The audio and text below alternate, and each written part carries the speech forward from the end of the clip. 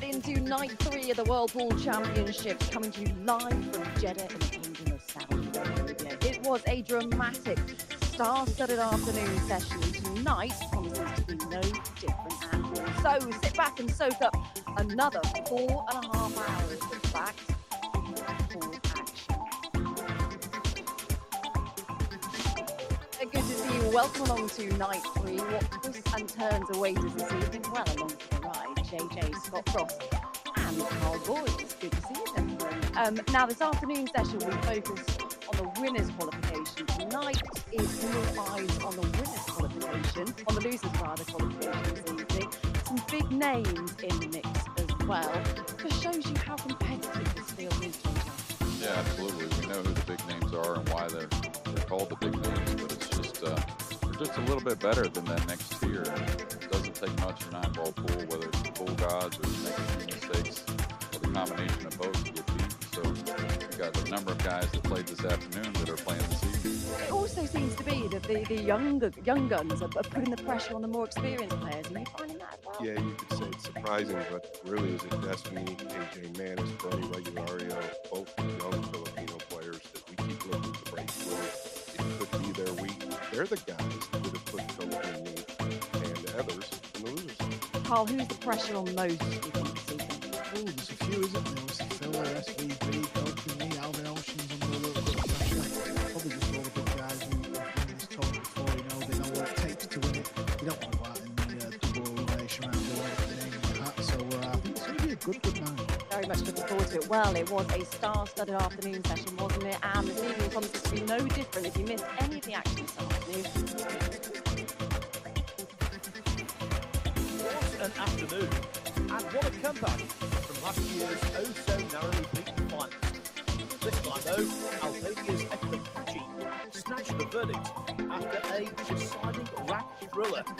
Trailing England's Chris Melling 7-4, Kaci refused to accept his fate, producing his grittiest ball and his battered most to edge through 9-8. Then it was the turn of Filipino teenager AJ Manis to command centre stage, and youth was served as the 18-year-old from Manila proved too good on the day for this year's UK Open champion and WNT rankings number 2, Aloysius Xian. AJ was awesome in defeating Singapore's finest 9-6 for a place in the last 64.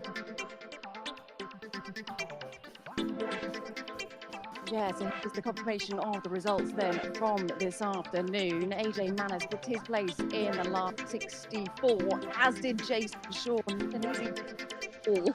Joshua Filler, the surprise name, he lost his match to Yannick Usyk 9-4. And Ekman Kaci narrowly beat Chris Melling, didn't he, in that match? And we're going to touch on that one straight away because it looked as though Chris Melling had a golden break, didn't he, in the 10th? Looked as though the tide was turning for him, but it wasn't to be. Ekman Kaci pushed all the way, went to Hill as well. Yeah, I mean, it was a great match to watch. Of course, there were a few mistakes and a couple that Chris would like to have back. Of course, the 3-ball at 7-5, that's the one because Kaci had scratched on the break. The balls were fairly open. Chris had played a pretty solid match. It was a very unexpected miss for me. What did you make of that match? Yeah, then I covered that match, and then at 7-6, Chris will admit it. We talked afterwards. He played a carom on the 9, and the percentage of that was like maybe 1 in 15. He could have played safe, let it slip away, and you just got the feeling that Kaji was going to take over. AJ Manis, a brilliant performance from him this afternoon. Yeah, phenomenal player, you know, such a young talent. 18 years of age. We have a certain 18-year-old darts world champion in the UK called Luke Whitlow. Obviously, this guy's from the Philippines. Just the way he plays, me and Scott sat in the arena for the last sort of 3 or 4 acts. Just a big talent, isn't he? Scott, the way he plays, and he's got this massive long bridge, just so good. Jason Shaw, he had a bit of a slow start, but he got the job done in the end. Yeah, and I was a bit of a distance away trying to keep my eye on that match. And the main thing I was looking at was just Jason's expressions, and he really kept it together from what I saw. Maybe that was just Max played really nice pool to get up. I think it was 4-1 before he took over and won the match at 9-5. Well, that was this afternoon. We have got a stellar lineup this evening for you. Let's see how the evening's play is shaping up. Our main TV focus this evening is going to be on Soa, the only female in the competition. She's taking on Alvin Ocean. And then SBB Shane Van Boning is taking on the Cope. Let's just get stuck into So-So then. She had a brilliant performance yesterday, and as I just said, though, she is the only female in the competition. Albin Ocean's sister, Yasmin, actually holds the record for the female that has gone the most furthest in the competition. And should So-So win this evening, she will equal that record. So a little bit of pressure on her shoulders. Yeah, trying to keep it in the family, I guess, for Albin. Yeah. But, you know, plays solid. Albin knows he's got to play a solid match to win, just like any other opponent in this tournament. And Albin struggled so far. It just happened to be right in front of him. And, you know, not only his win, but also his loss. He had some mistakes, so he's got to clean it up. Well, if So-So plays as well as she did against JJ Fowl yesterday, we could be in for a real treat this evening. Yeah, I've touched on it already. Every time I looked over, it looked like she was breaking or running out. I have not seen her play before up until this match. I'm highly impressed with the game. She takes her time. She's methodical, mechanical, but she's so accurate in everything she does. What are you looking forward to seeing So-So this evening? I think the fact that, obviously you mentioned Albin's sister Yasmin got a bit of a record, but his record's not too shabby in this event. He's won it twice and he's lost in 2 finals. He's the only player ever to win 4 finals. Obviously he's under a little bit of heat tonight, but if anyone can handle it, it is that man. Of course, Shane Van Boning against Kobe. On paper, this could be a really tight affair. Oh, yeah, absolutely. These guys have played each other for many, many years. Of course, former finalist when Kofi won his World 9-Ball Championships 10 years ago. One of those that got away from SBB. He got that World 9-Ball title a few years ago as himself. So it's going to be one for the ages, I think, for a loser's qualification. Let's hope so, but how much do those results stay in your head as a player? I think they do at times. I don't think it's going to weigh into a factor tonight, but what could weigh in a factor, JJ and I were just talking about, is when you fly overseas like you do here. If this match happened in America, you got to tip your hat to SVB in the match, but here, it's going to be tough work. He has made an adjustment on our break, which we also talked about on his break. We'll see what happens. It's close. Kopinyi, though, man, he's tough to beat. Well, first up, it is So-So up against Albin Ocean, as we've just said, and the players are ready, so let's get to it.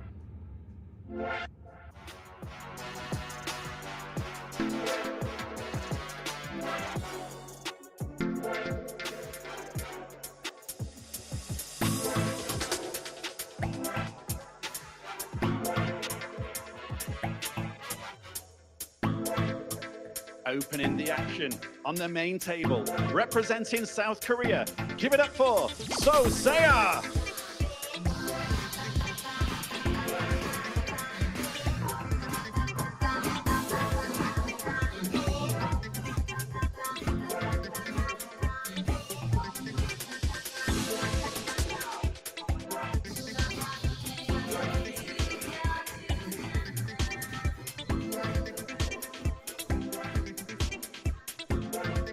And now, please welcome the 2-time world champion, Albin Ocean.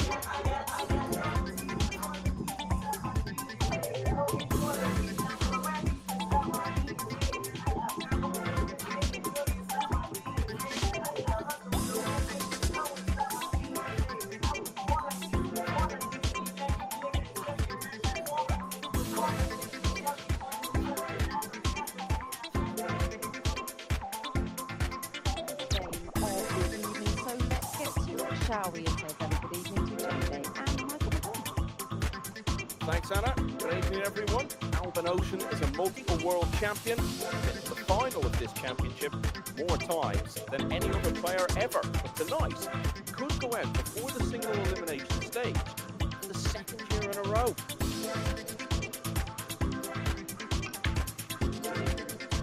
Quite a decline, quite a significant one. Him in recent years, he was best player of the world about 3 or 4 years ago. You can see there, it was in 2021 in Milton Keynes that he became champion of the world for the 2nd time. There he was, as I say, number 1. He was the king of 9 balls just a few years ago. But look how far he's slumped all the way down to number 24. He's declined over the last few years. Turning here. Championship where he's had so many great moments. He almost won it again in 2022, which would have equaled the all-time record of 3 world titles, beaten in the final by Shane Van Boning that year. And this is his opponent, Soa from South Korea, who isn't a newcomer in this sort of event by any means. He's played a number of tournaments on the World Hardball Tour, as well as most high-profile women's events in recent years. So how much of a challenge can she realistically put up to Alban Ocean tonight, Jeremy?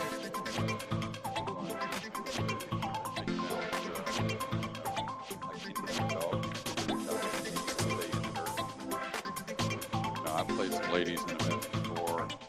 The pressure feels like it's on you. Now the Ocean is nice, but almost like playing with a real young player.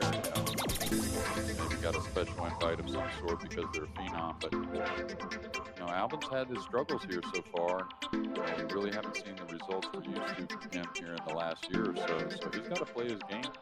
Why do you think he has declined? Because as I was saying there, he really was the best player in the world a few years ago and was one of the best for many years. So why has he slipped now to a place where he's right back in the pack? Well, for a while we had talked about, he could get negative on himself and it felt like he was working on that a few years ago. And just watching him here this week, he's not slammed his cue or anything like that, but he shrugged the shoulders quite often, in just a few matches. So he's got to keep it mentally positive. I think that's the main thing. That's the main thing in this game, period. Let's not forget, as I was saying, he was one of the best players in the world for a significant number of years. It's very difficult to keep sustaining it for so long. When you approach it the way he does, he puts so much effort in terms of preparation, puts every drop of himself into every single match. It's very hard to keep that going year after year. Yeah, I always watch technique just because it interests me so much. I'm kind of curious what's best here and there. And, we always talk about players that kind of throw the cue a little bit. And Alban was one of those that did that. I haven't seen that technique from him in probably a year or so. I don't know if it's been a conscious change or just something that's developed.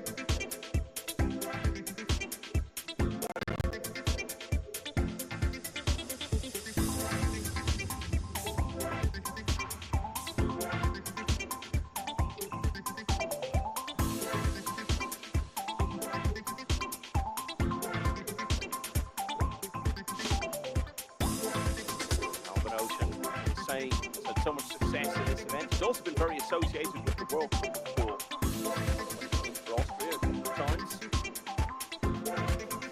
So that's what's coming up on the main tables this evening. Let's just focus for a moment on the early matches and all of those tables. Daniel Maciol of Poland against Norway's Emil Gangflo, who I think has stalled a bit over the last couple of years.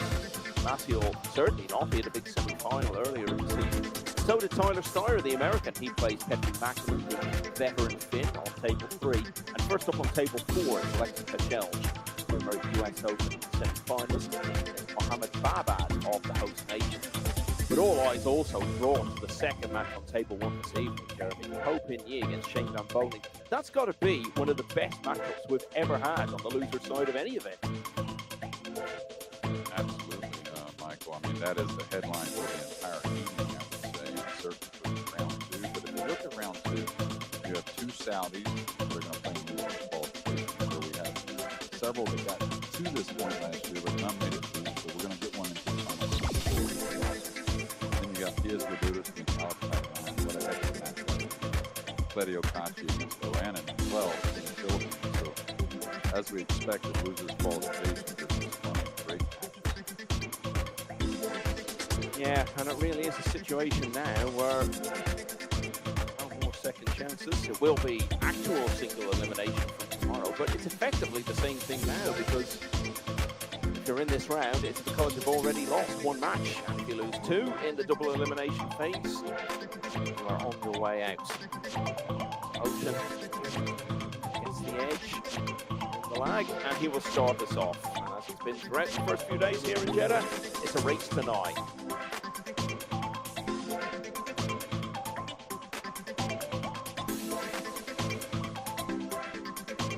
Champion 2016 and 2021. We'll get the evening underway.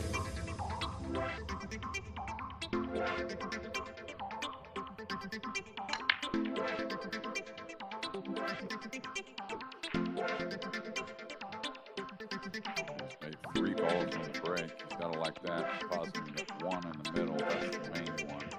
That's the one they're trying to make. Got to look at the blue tube at a lot of distance, so not sure he attacks here. Pretty good safety off behind the red 3. You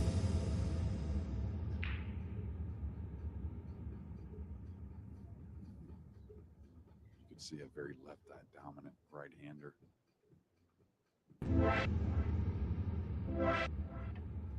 Okay, he decided to play a little more behind the 6. Didn't get the 2 past the side enough, or did he? A little shake of the head.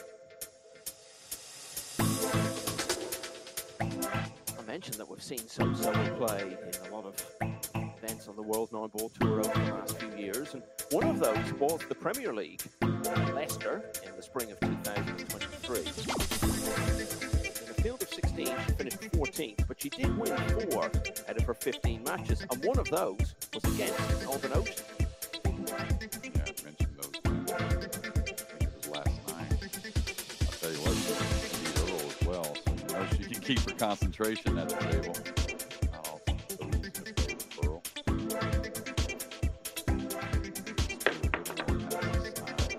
Missed it with the cue ball just a little bit. Off the bridge, now ball in hand. Yeah, the thing about that match against Earl Strickland was that it was the last one that she played, so it was a wonderful way for her to sign off. And the other players she beat were Chris Melling, who we saw on the main table earlier, and Conrad Yasution, who was actually playing really well at that time. And so 3 balls down off the break, didn't lead him anywhere. It's not the short term. It has ultimately resulted in Ocean with ball in hand and an obvious chance. A quick finish, really, this opening rack. One real after the center of the table, angle 45.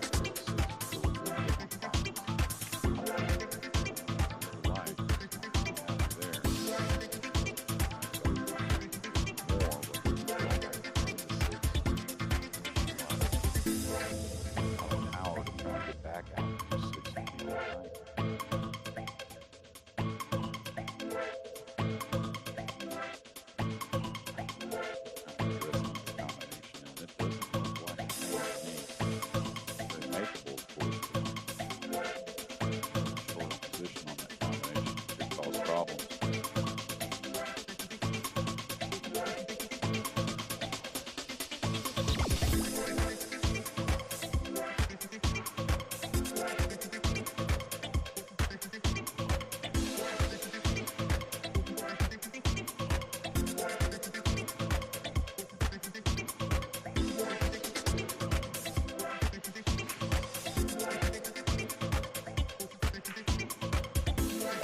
row has been in this position of having to come through the loser side, and he did manage it 12 months ago. Lost his opening match the Fouché way, but recovered to reach this loser's qualification round.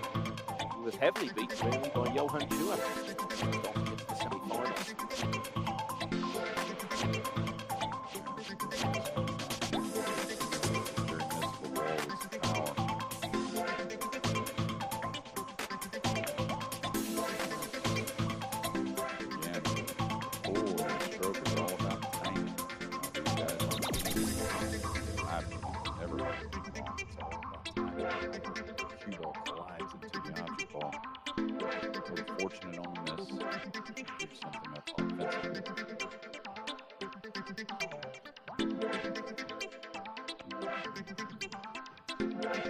Encouragement, I guess, for So-Soa to see her celebrating opponents pass up a decent chance to win the first rack.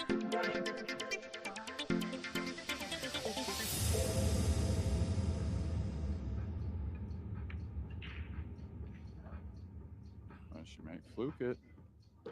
She has. Trying to get the 6 by the 8, or something wrong, possibly get the snooker. Not easy here, though. She's either got to kind of ease this or put some speed. She's looking at the corner, which I think is wise.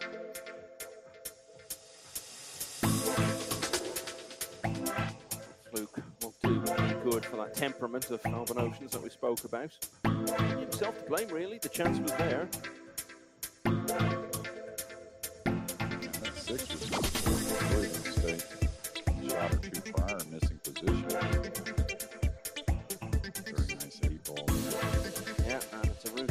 line. A little bit of fortune along the way.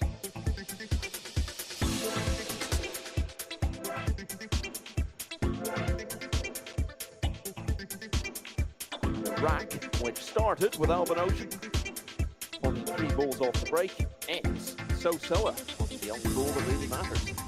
Why she leads 1-0. Now, so much going on around the hall in Jeddah this evening. So let's look in on table 3. And this is Tyler Steyer, Hector Mackinnon.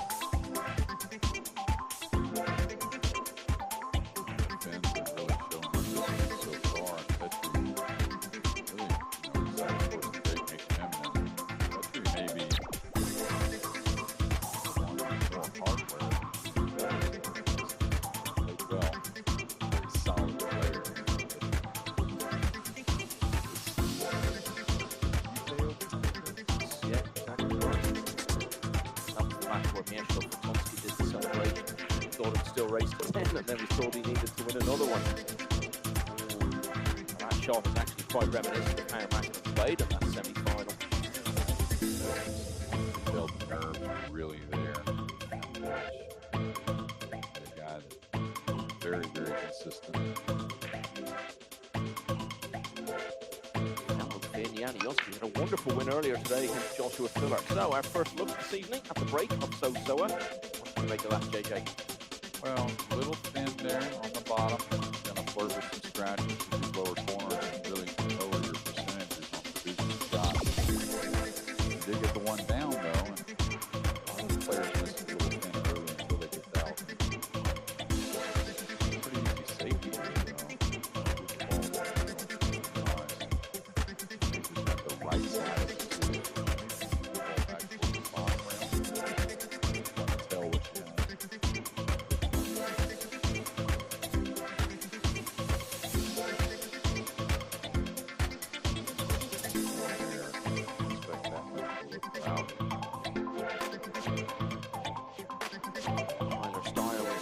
Shot a long time, wasn't he, on table 3, but eventually on that testing 9 in the opening rack. We return our focus center stage.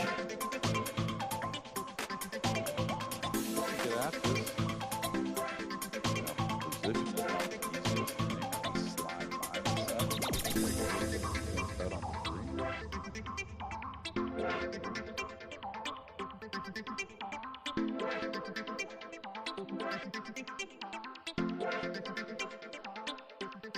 match that I remember when I thought Alban played what it felt like as a big favorite. We did too. That quarterfinal against Suki in that World Championships. Poland. Yeah, I think it was me and you doing that as well. And first game, he made a very odd push out, if you remember, something that I don't think he would ever do against a more established player. And I think Sufi also just hitting the seam there, kind of get anyone off their game just because he's a little more unorthodox. But I thought he lost it between the ears on a few shots, trying to play as a big favorite. So I don't think he will do that here either. Maybe 2 cushions come across the 2 balls. Ball down on the bottom rim. Now they had mentioned that, her mentor is Guy Young Kim. Ray's playing 3 cushions. He's back playing it now. So kicking at the ball, so really excels at.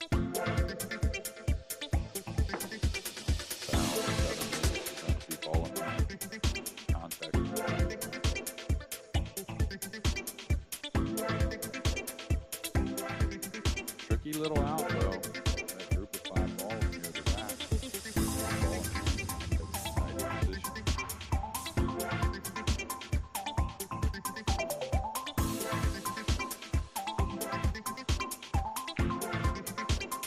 Think back to that match against Mohamed Sufi, the World Championship quarter-final 2023, and that was at a time when he was always at the business end of this championship. He was runner-up the year before, winner the year before that. The rest of that year, he was struggling until Shane Van Boney and Hanoi, and on from there to get to the final. For much of the way, it looked as though he was going to win against Jason Shaw. Losing the deciding round. Yeah, it was an incredible shot he made with a bad roll and a combination he made and two rails back and forth to the back. 5-1 at that point, something like that. It seemed like he really knocked the wind out of him and kept chasing up. He went on to play beautifully. That was his high point of that year, but last year there wasn't much to shout about in the big matchroom events.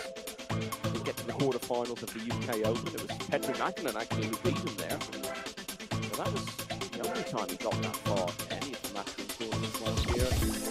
Did get to a couple of last 16s as well, and pulled out City. Overall, it's disappointing 2024 for Ocean. Smaller range events in Italy back in the spring of 24.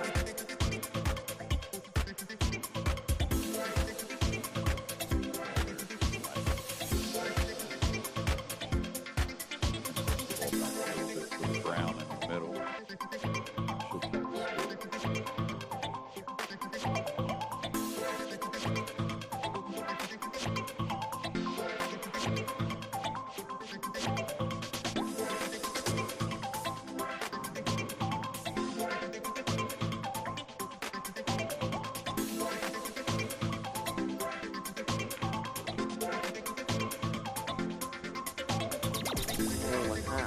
Not ultimately lead winning the rack for Ocean in the first. Different story this time though.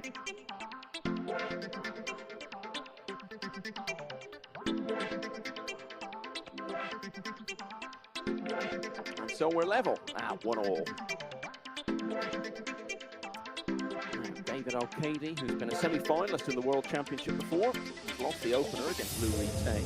Chris Melling is flying along. We saw him lose that dramatic match earlier against Eklund Kachi, but he's already 3-0 up this evening against Mohammed Al Balki of Saudi Arabia. Over on table 2, it's a match between two young European players, one of whom, as I was saying, has had a really good run already this year, Daniel Maciol, the European Open when he got to the semi-finals. The other, Emil Gangflo, who I don't think has come on quite as much over the last couple of years as it looked as though he might. Table at the moment though, Gangflo level in this match at 1-1. Tell you that elsewhere, Dimitris Vitatos of Greece has won the first couple of racks against Mahmoud Ibrahim Sharif. Wu Trong An of Vietnam bringing up against Minuk Ha of South Korea. From Italy and won the first against Alexis Farrar. The Empire recently emerged out of the Philippines. 1-1 here, Ocean's break.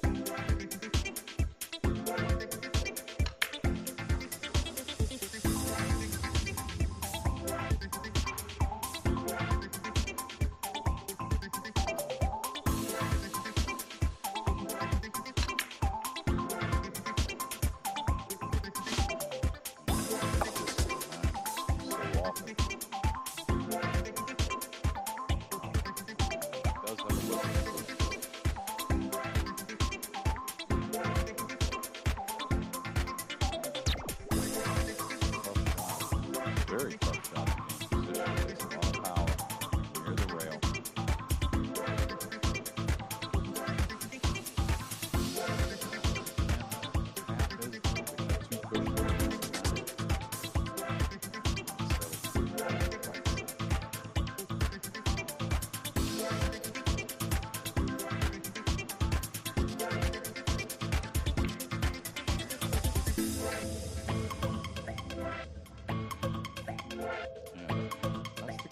Right? I mean, this is Evans really been threatening the pocket a lot of times.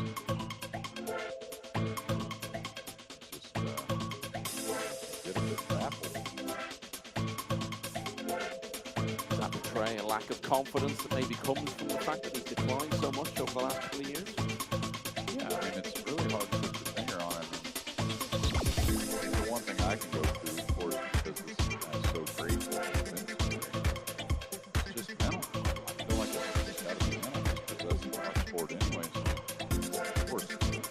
better shape you're in, you do well, you feel better. All this traveling, all that makes a difference in holding up on the long cage. In our sport, it doesn't take a lot of physique, it takes a lot of power.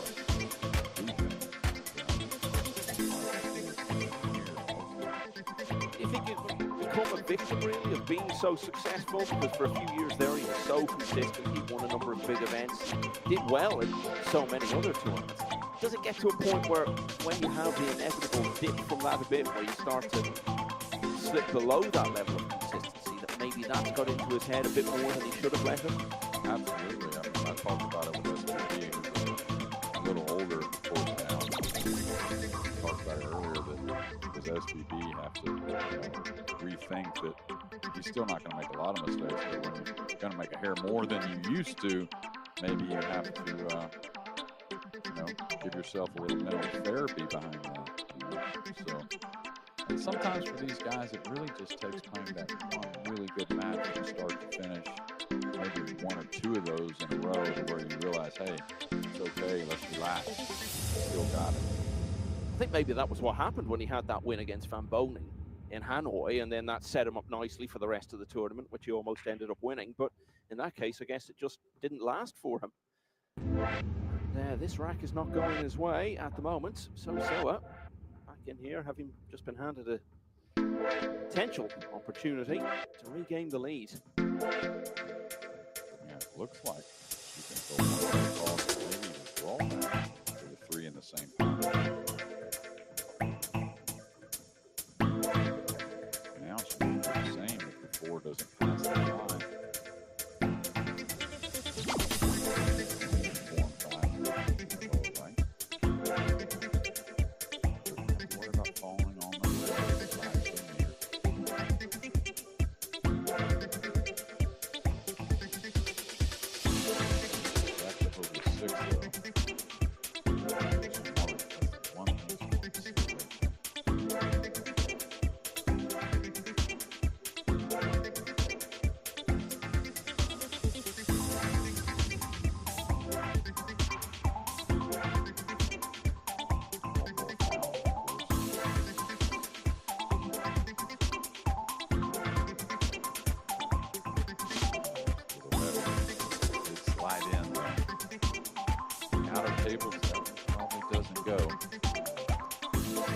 Just to explain that term, all ball fouls, that refers to if you rush anything or hit off anything or make any illegal contact, it is a foul in all cases. It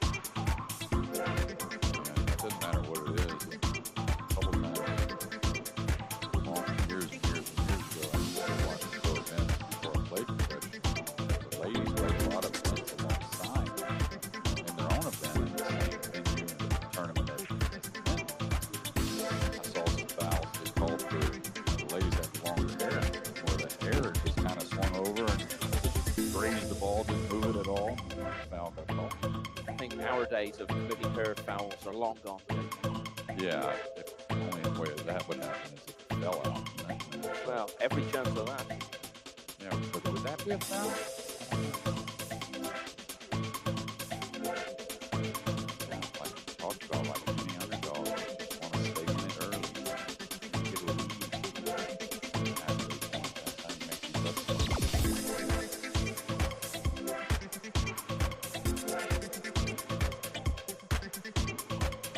You were telling me before you've seen events where it isn't all ball fouls.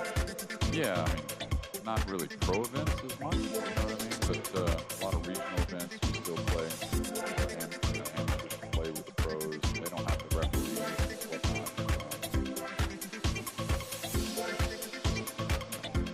They have it to where they play two-ball foul.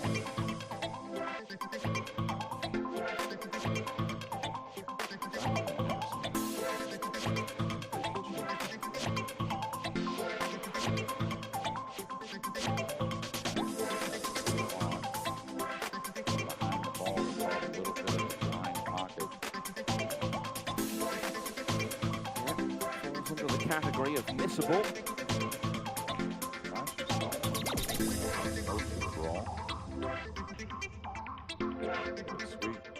So Soa has beaten Alban Ocean before, which He's off to a good start against him this time. It's 2-1.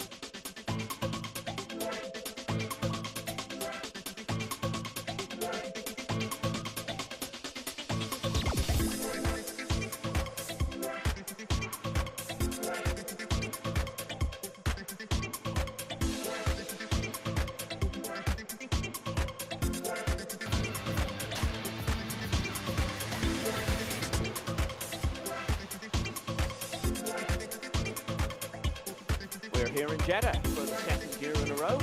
World Pool Championship. History stretching back some 35 years now. And one of the most successful players in the championship's history is Alvin Ocean. He's winning world titles, but he's a long way off at the moment. 2-1 down early on against So-Soa from South Korea. She breaks.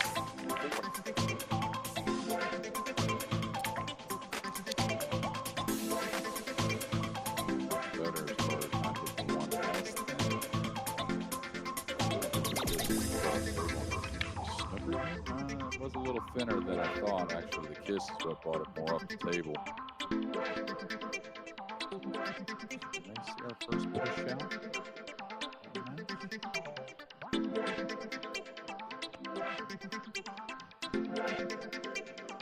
Just looking at the top cushion. A little bit of a challenge on this push out now. The 3 doesn't pass the green 6, but the combination on the 3-6 is not that bad. So the thing is, you're not going to fool Alvin Ocean with any of these scenarios. So whether he can bank the 2 back towards the pink and drop below the 7-9, whether he attacks here, trying to go forward to get on that 3-6 combination, I don't think So gets this back.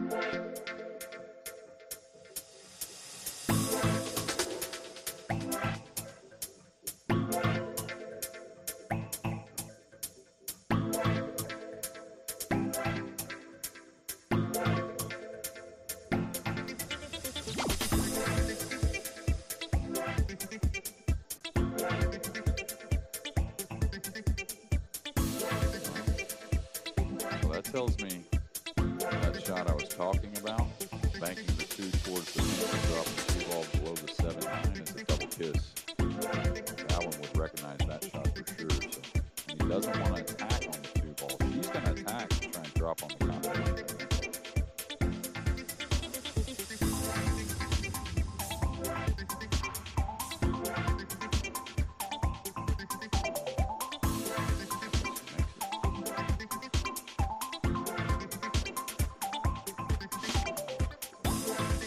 JJ. Yeah, and I'm really shocked she didn't attack. It wasn't dead straight, obviously. She got to the side rail and now she has a chance to maybe advance down and get control of this game. She hadn't really looked at the combination, so maybe she slides from 5 to 6, taking the 2 ball back up on the 6-8. And if that was available, I really think he should have shot at that 2 ball.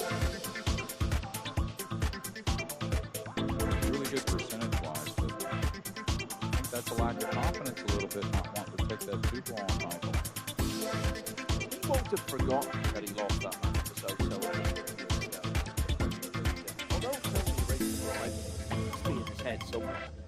Yeah, absolutely. I'm sure that's the only time he's ever played her, probably. So, and it was probably talked about with his sister, you know, I mean, at some point. So, I don't know.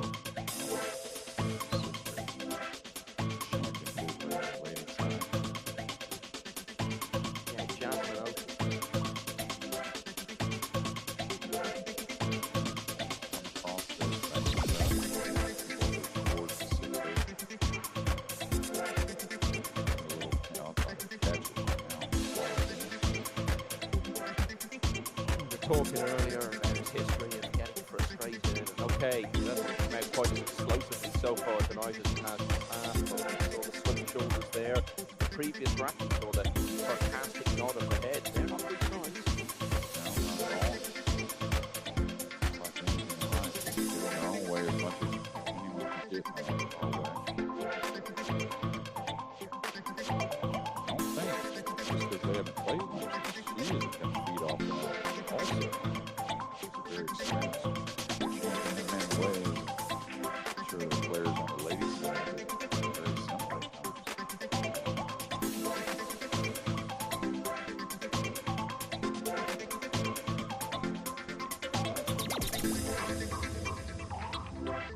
She's trying to fall straight.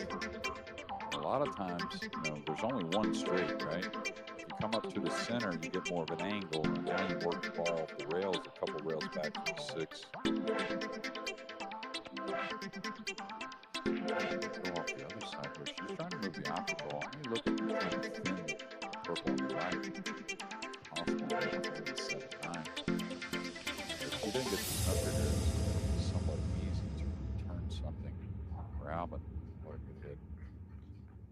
Just talking a few moments ago about Alban Ocean's sister, Jasmine, it says a lot about the profile of the game in some European countries, that she was invited to take part in the Austrian version of Strictly Come Dancing, as it is in the UK, or Dancing with the Stars, I think it's known as in America. She actually finished second in it, but the idea that a pro player would be invited onto something like that just really shows how high profile the game is in continental Europe.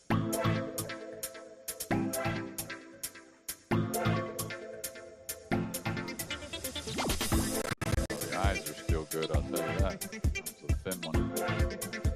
Had much to work with. They have left it's not easy.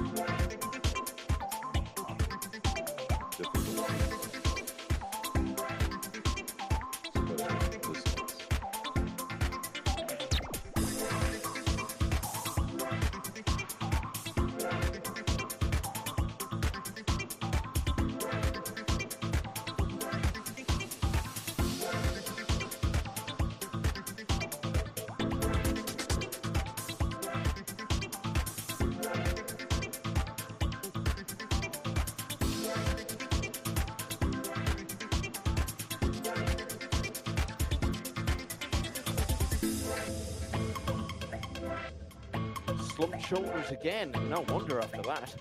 Yeah,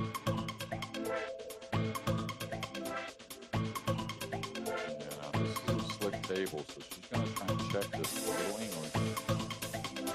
Kind of got to smooth it over. She could get into the 9 a little on top of the 9. Quite as much angle as I thought the first camera was straight through.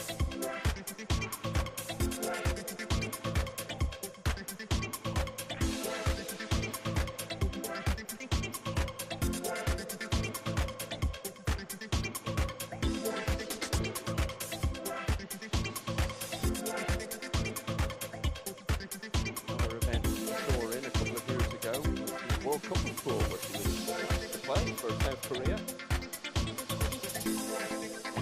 Tour as there was, came up against the United States in the first round.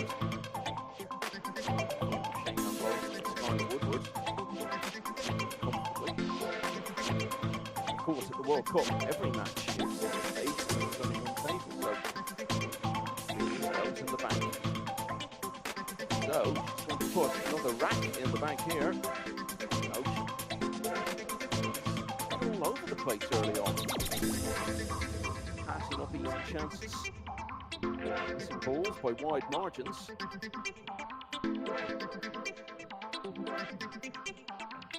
And now trailing by 3 racks to 1. We'll retain 2-0 up now on David O'Keefe. Chris Melling continuing to go very well, leads Mohamed Al-Balki 5-1. Conrad Yusishin 2-1 up on Oscar Dominguez. Torsten Homan a 6-1 lead for Mark Kalagayat. Homan, 2-time champion. Well, 10 years ago this year, Ko Pin-Yi won the World Championship and beat Shane Van Bonen in the final. And now they're going to play each other to decide which of them will miss out on the single elimination stage. That'll be the second matchup on the main table later this evening. And ahead of that, you can see them in the practice lounge there, side by side. Lost 2 world finals before he became champion of the world 3 years ago. One of sport's great anomalies prior to that he had never won. See Alex Pagalion there. Not sure whether Shane's letting him be part of the practice rack or he's just hanging out. Pagalion, another former champion of the world. And here, a multiple winner of the title. Struggling early on. Oh, 3-1 down. So it's break.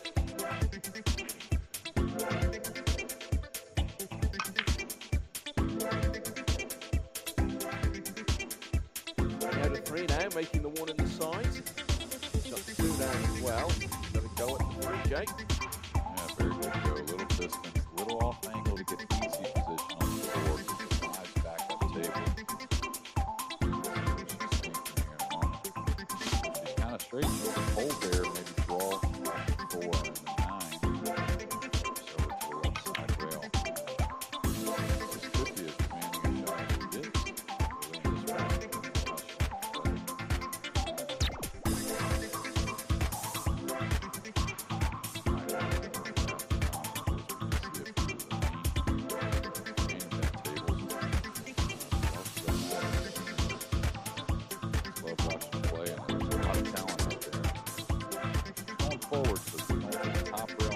Back down. Just a little power. Very good. Here's the thumb of the pocket all the way across the room. Said about the tougher shot as she's faced so far, and that's better than what a shot as she's played. Yeah, and I mean, you know, I think if you ask yourself, are you going to bet on Alvin to make that right now? From what we've seen, I mean, I think there's a little bit of a question mark there. Put it this way, he said he's a popular man. This is by wide margin.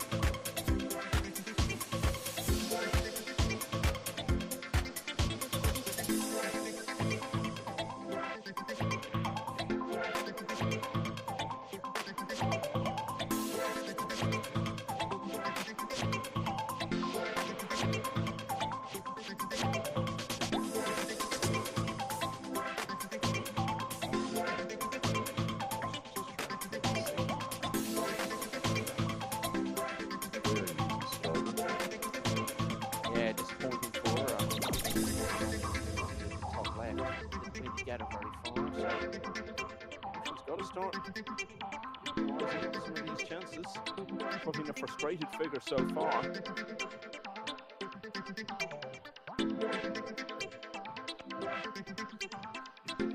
Opening match against Gang Foe, we were talking about, and indeed saw just a few minutes ago.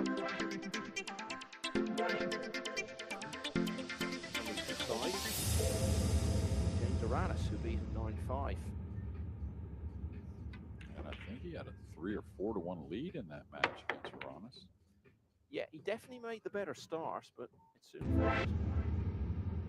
Not soon, it was actually a lengthy struggle. Oh my, that one hit a bit heavy, and now it's much longer distance on the 6. You gotta get it back off the table, and you gotta do it well. Jeremy, I know that wasn't a winning shot, but it would take a heck of a long time over it. Well, that's the thing. I mean, you know, if you're a little on the negative side, taking more time, extreme time also, and probably getting more negative points. What can I do wrong with this one? 'Cause that was, for him, not that difficult of a shot. It wasn't throw in, obviously. He did have to work the ball a little bit. Now he's got to go forward with power, cross. But look at this, look at what he's doing. He's walking around the table, looking away, rubbing his head. How can that help him?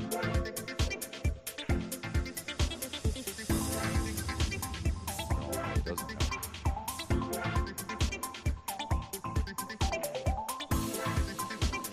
Whenever they're taking a long time to study the shots, just time wasting and pops in.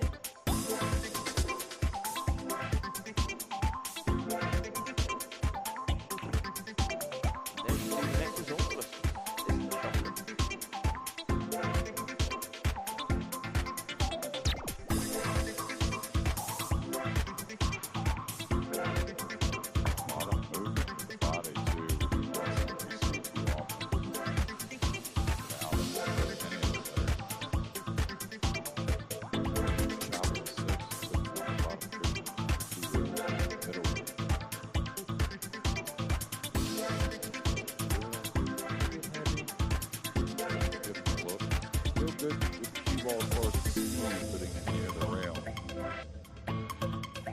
Alvin's got to be 8 here to slow the cue ball down as he brings the 6 up the table. Good pick behind us as well.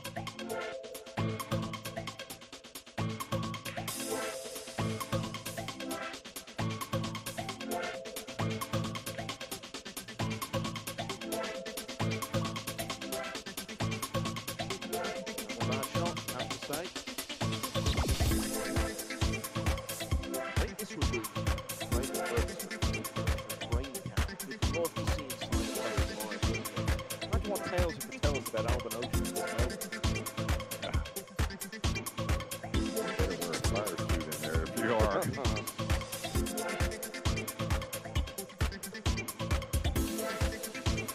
Okay, so, say, more likely than not, it's going 4-1 here.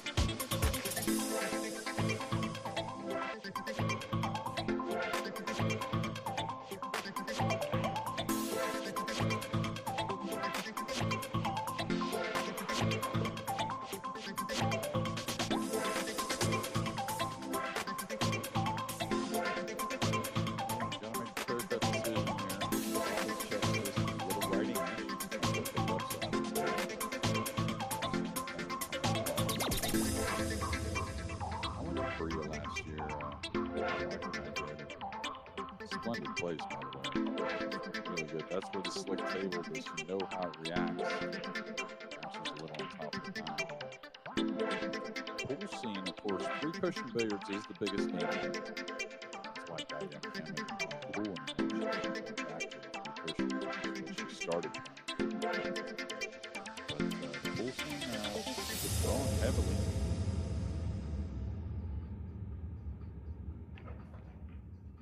Tell you what else is growing heavily is So is lead in this match. She's 3 clear now. It's 4-1. Now, Francesco Candela has a 3-2 lead over Alexis Farrar, recent ranking event winner. Alexa Pechels, though, going nicely at 5-1 against Mohamed Babad. Wee Trong An 5-1 up on the pass.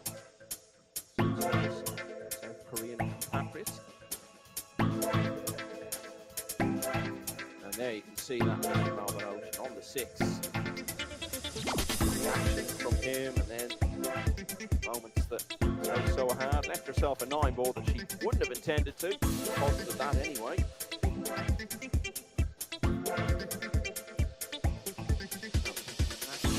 3-1 down now against Tyler Steyer. We saw Steyer posit 10 on 9 ball and win the opener. So table 2. Crowlers, Leedswood, Ladder Alawad, Daniel Matthew now with a 4-3 lead over in the game close. Coleman has won this twice. 6-2 up on Paraguayan, Philippines.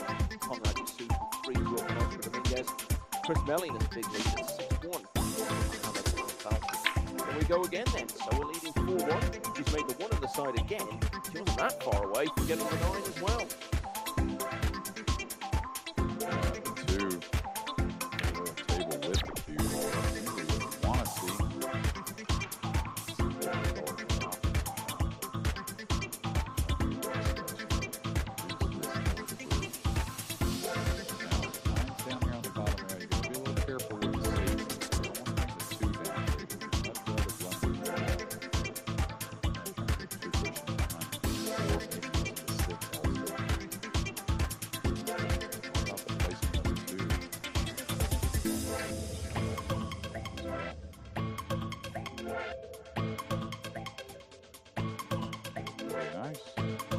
He has great speed with the cue ball because all these types of shots, if you're not going to get the snooker, you at least want to leave them on the rail with a difficult cueing.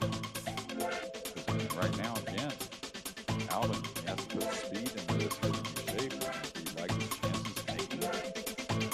The evidence of what we've seen. Every time she plays one of these safes, separating the ball from people,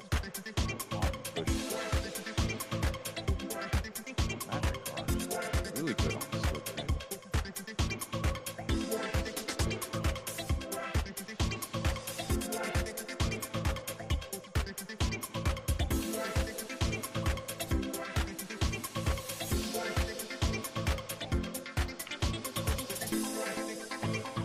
Will expose a lack of confidence every time. Not surprised at all to see this that. Gave up a good shot on the 9, I believe. I don't know if you slowly draw this. Now, if you try to hit it with any speed, the draw doesn't take very well and end up hitting it with a thin on the 9. Not sure if we can get a look on the 9 ball on the rail. It throws on the rail, but it's not very, oh no, it's not perfect. Now you have a couple different ways to make it, which is important. Just kind of smooth it over there.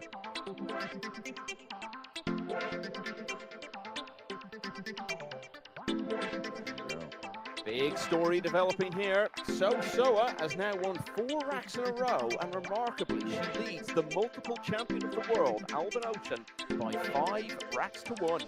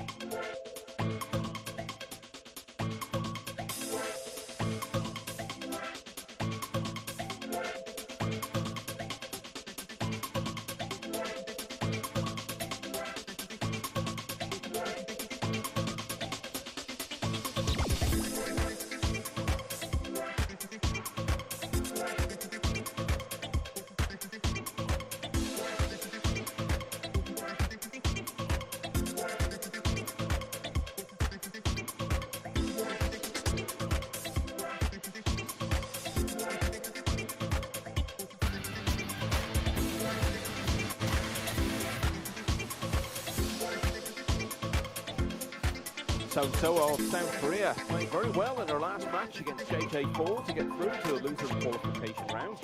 I still don't think many people were expecting this. She is leading the two-time champion Albin Ocean by 5 racks to 1. Without wishing to take anything away from her at all, Ocean has been awful.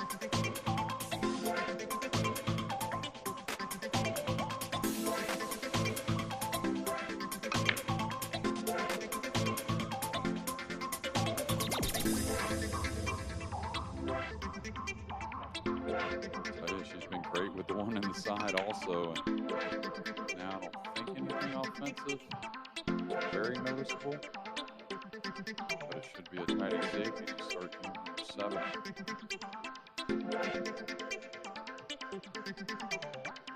7. Mentioned her mentor, Ga Young Kim, two-time women's world champion. So has been to the semi-final of the World Championship herself a couple of years ago in Atlantic City.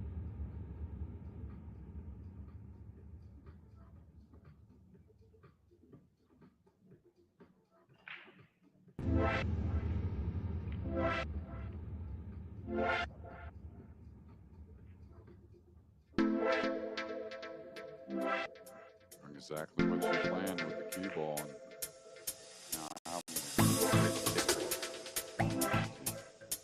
And frustration really set in. Still make a comeback. Gotta have a solid hit here. Pocket right in that side pocket.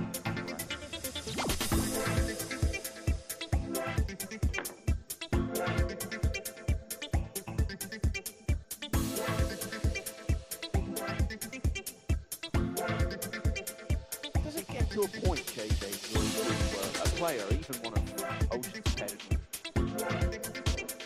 just gets in such a mental fog that it becomes impossible to escape it while the match is still going on. I think it's happened to all of us sometime or another, but if it's a common theme with yourself, I think it happens more often than we even notice with a player like Alvin. You know, I mean, he's so great, he still grinding through it, gives the opportunity at times. But yeah, I mean, it's a common thing. It's only a numbers game then, right? Nice position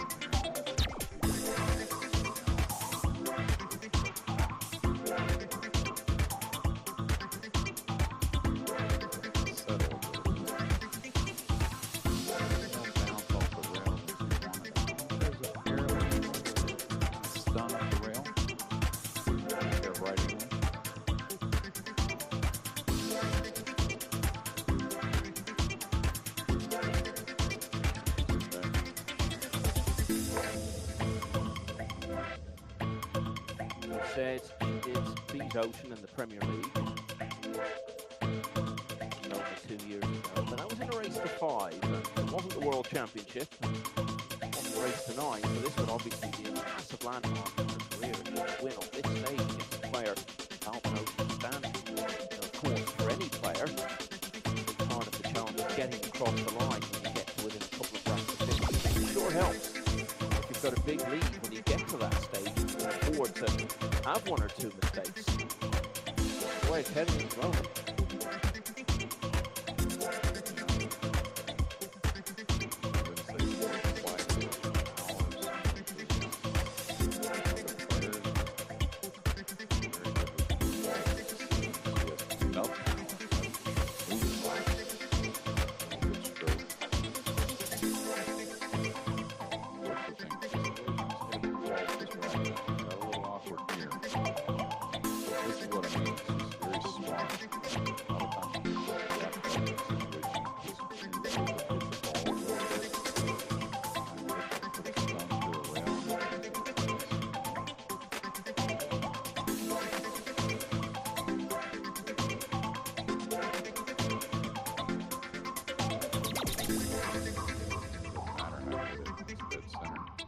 It's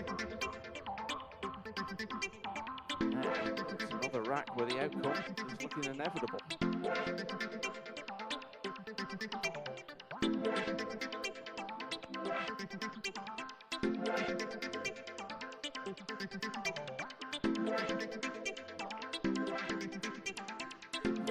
Well, at the start of the evening, we're asking the question, is it possible that Sosoa could actually knock Alban Ocean out of the World Championship?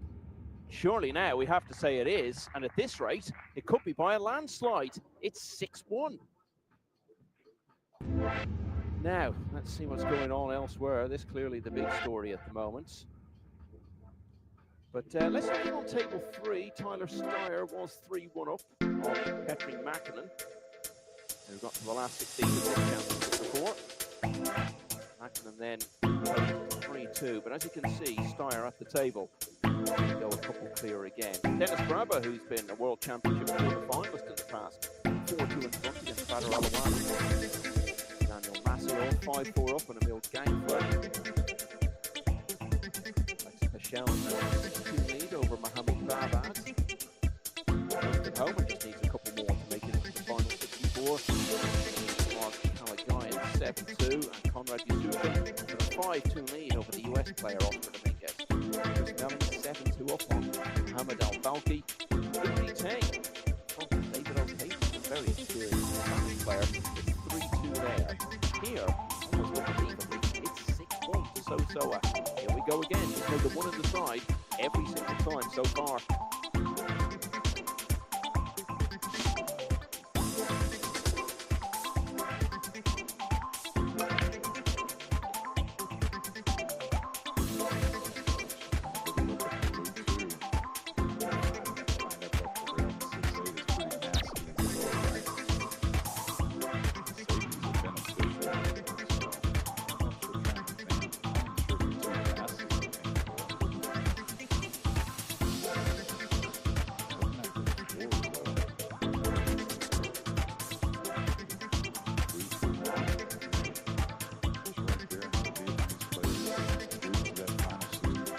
Super impressed with the Vietnamese players.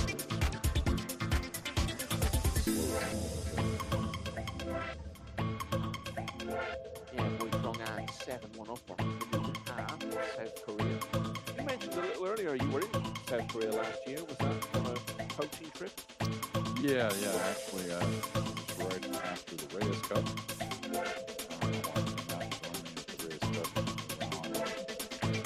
Actually, that was a really fun trip. Some training with the U.S. military, the Air Force, some contractors with full time over there.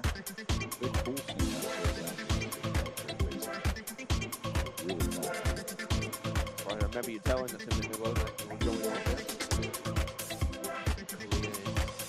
Korea 2 for the Football World Cup, wasn't it? That was there when we got penalties by Spain in the last 16.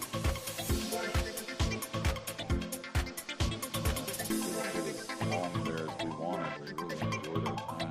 Beautiful country, incredible food.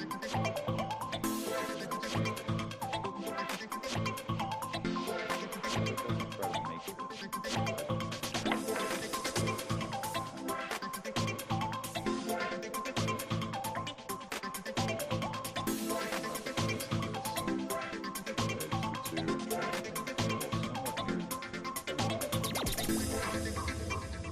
Game being big in South Korea around the military bases. Isn't that how it came to the Philippines as well? It was the US soldiers who brought it there and ultimately paved the way for it to become probably the leading pool nation in the world now. Yeah, that's right. So I couldn't tell you exactly when. It was some time ago. Probably 50s, maybe before. I got it before. Now, does he edge the blue 2? I think that's the shot. So this could be a difficult one for Soa. I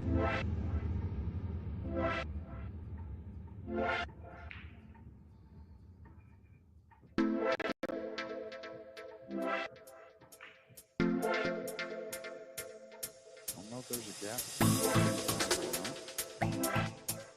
There is.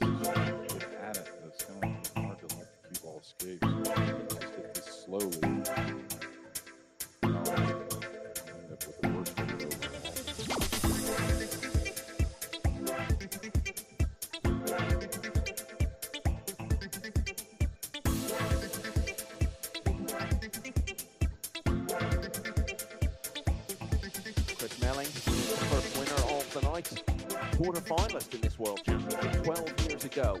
He has defeated Mohammed Al-Balki of the host nation by 9 racks to 2. Did well though. Really awkward stretch. That was good too. At least a couple different things.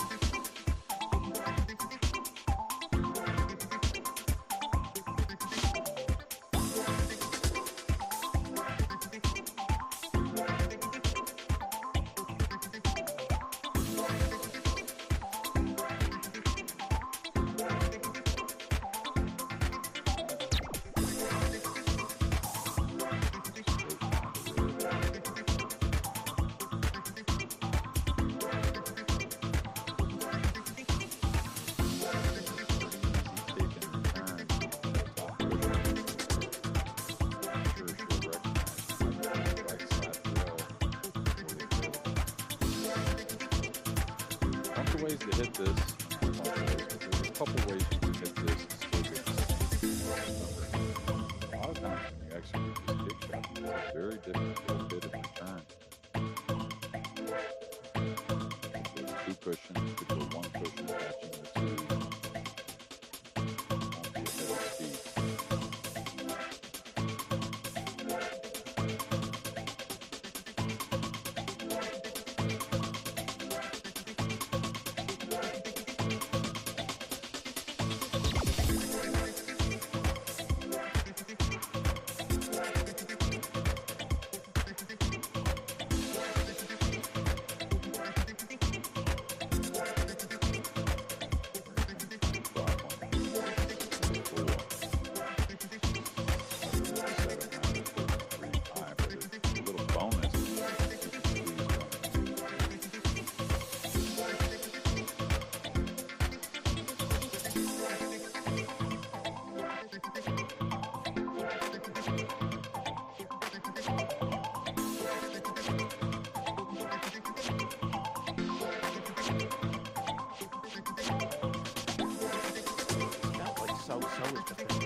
Away, really. I know she's not the fastest player, but still, it's so quick for her.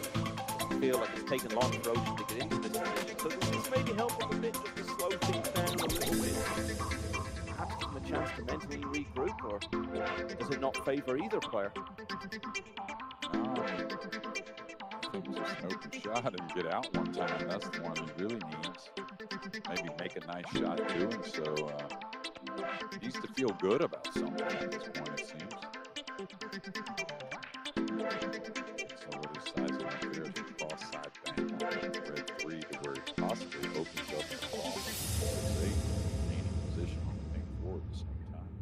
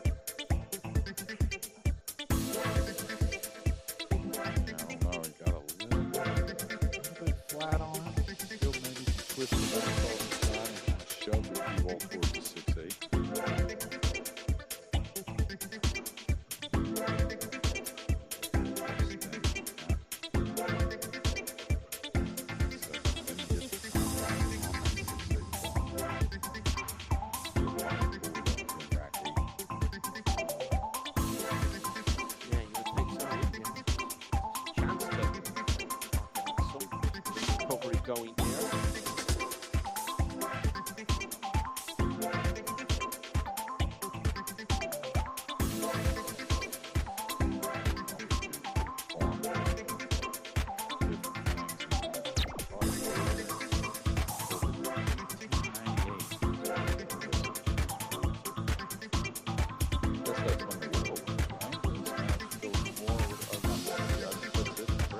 So that's when the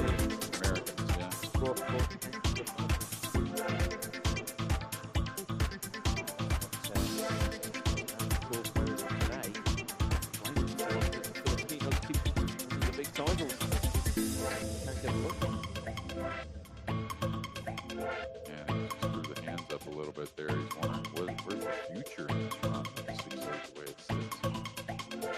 The other problem is a lot of times you want to run those balls to get to some type of control and safety. Now, I mean, you gain control, but there's no big safety on the 6-8.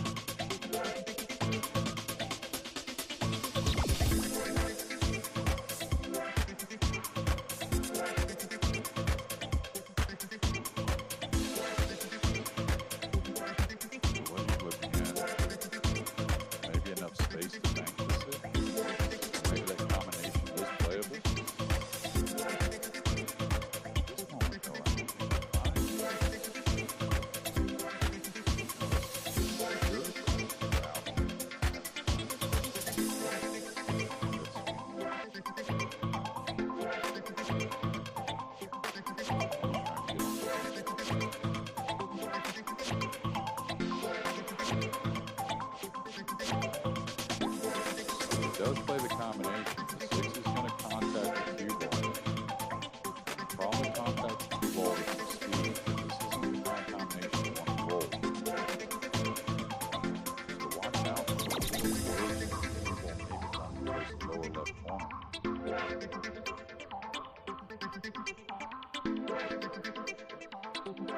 smart.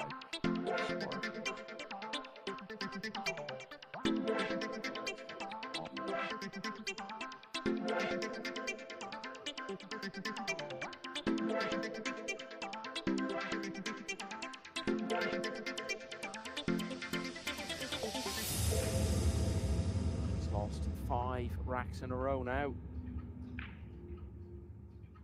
That's almost certainly going to come to an end here.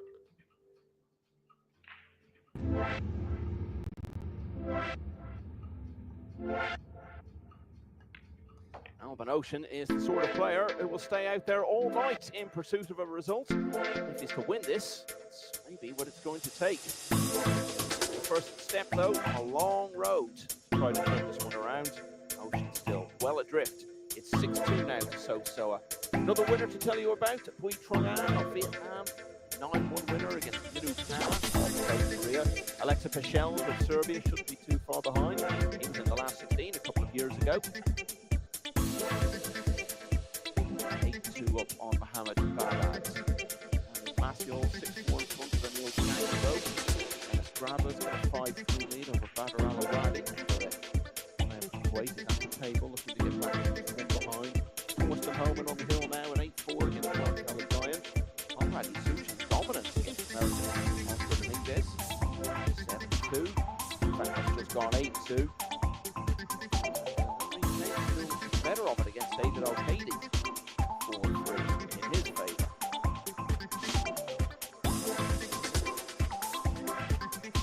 Hard work at the moment for Alban Ocean. At least he's got the break back. Start us off in rack 9, the last before our next interval.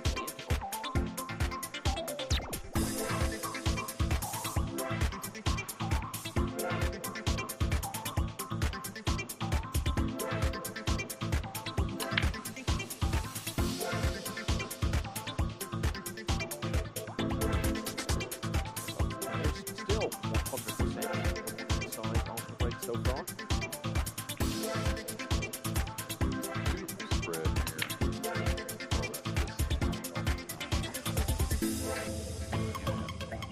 Start. Not too shot. Definitely missable, but huge bait.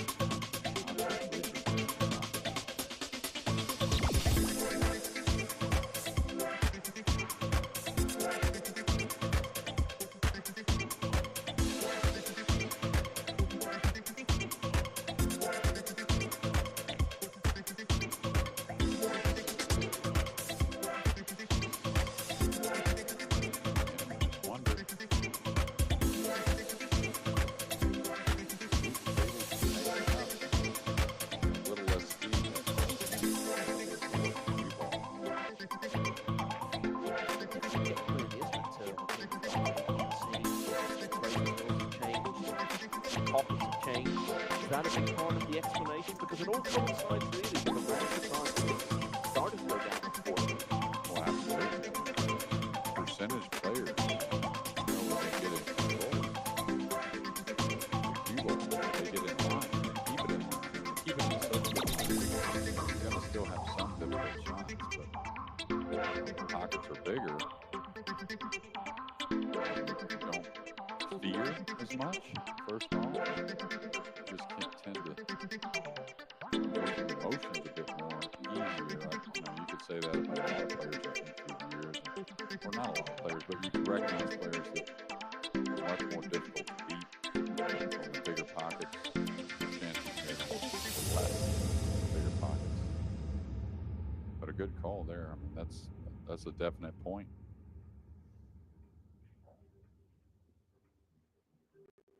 Okay, she probably just comes out to the center and takes the cut.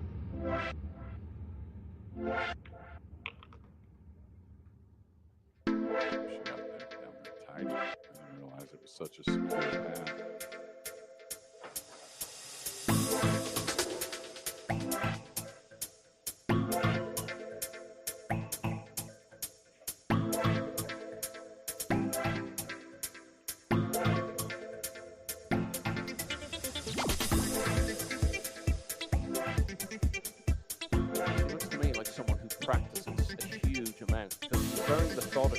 Method is so well honed, and that can only be achieved through many, many hours on the practice table. Yeah. For the most part, you're going to see all these players a ton of time. One for the owner.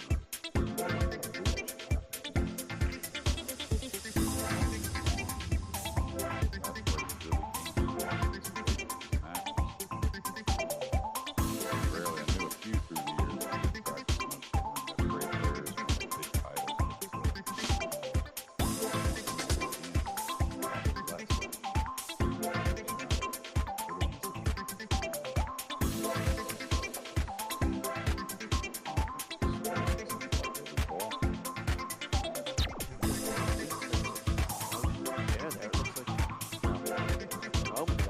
Away from the table, can't even watch it alone.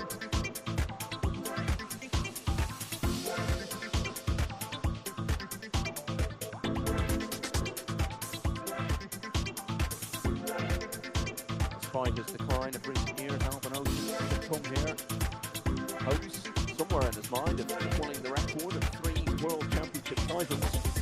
But that feels a long, long way off at the moment because he's in danger of a very early exit here for the second year in a row. He now trails 7-2.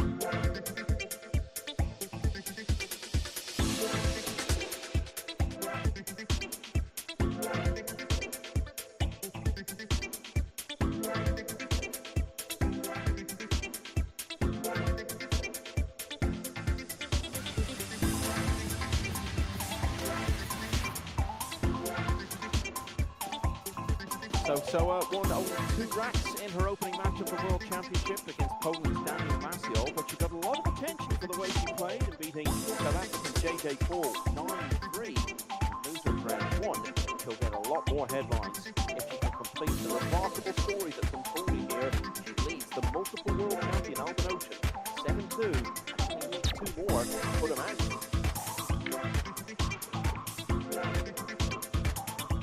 Side yet again. Might it take her, JJ? Well, the 2-ball combination may be playable. It's not too bad. Put it in the pocket. I don't know if you recognize that. These combinations are more playable than you think they are.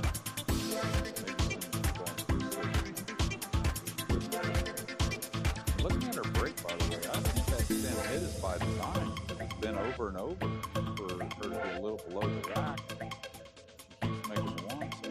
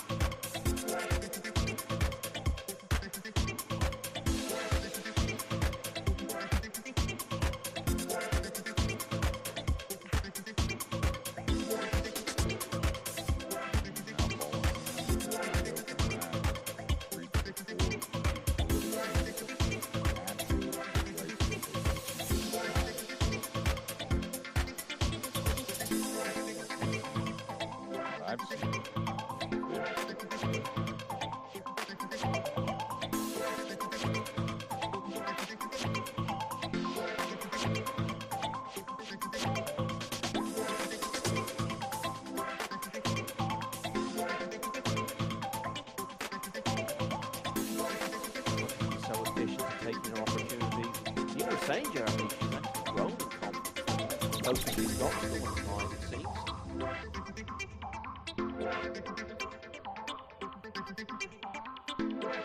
She has a nice little angle to go 2 rails. Now, if she's straight, shrug of the shoulders, but it's much emotion behind it.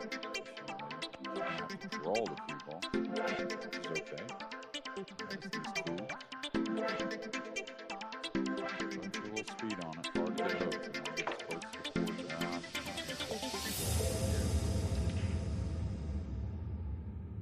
Still okay. This angle offers to come across on the 5. Now I may look at playing on the other side, the top side of the 5, to come downward off of it rather than draw back behind it.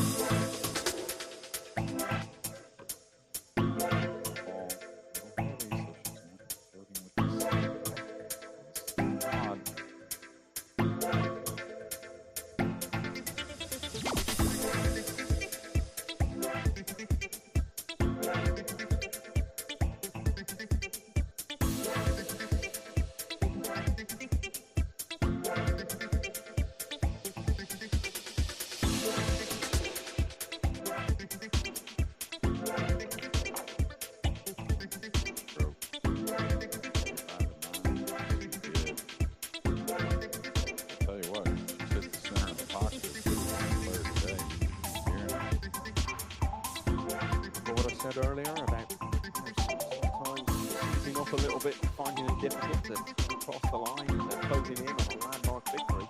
Absolutely zero sign of that here.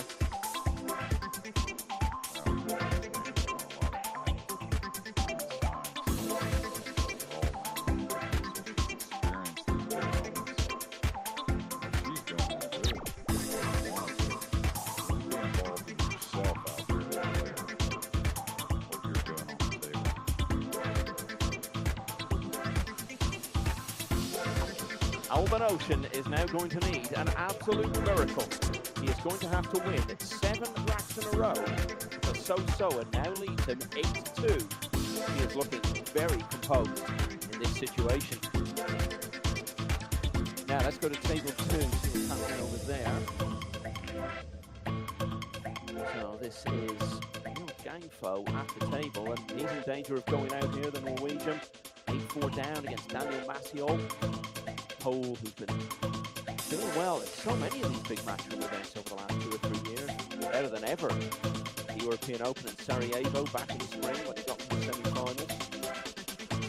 This could be Massiol's chance to get this done and move into the last 64.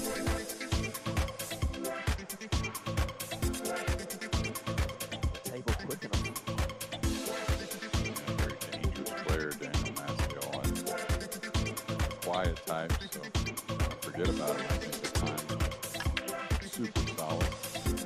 Perdedores, who's been to the last 16 of the World Championship before, is through to single elimination, a 9-2 winner over Mohamed Babad.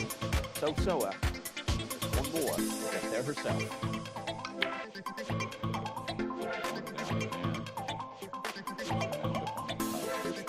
Have a look.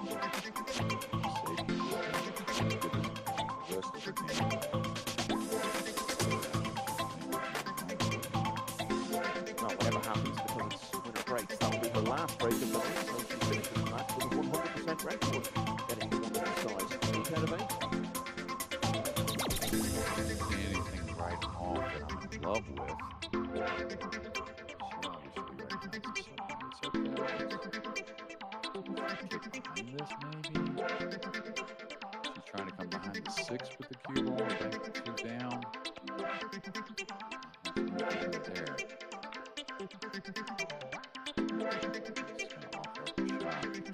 Does have a chance at least for 11.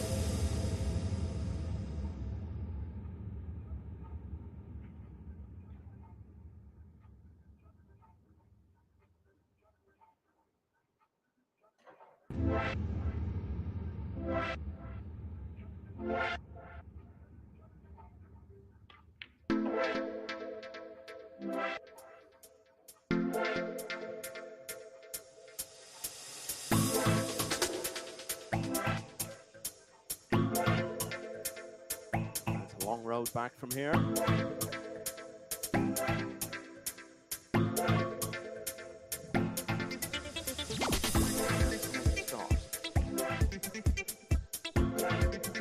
And that could be the end of Alban Ocean's World Championship campaign.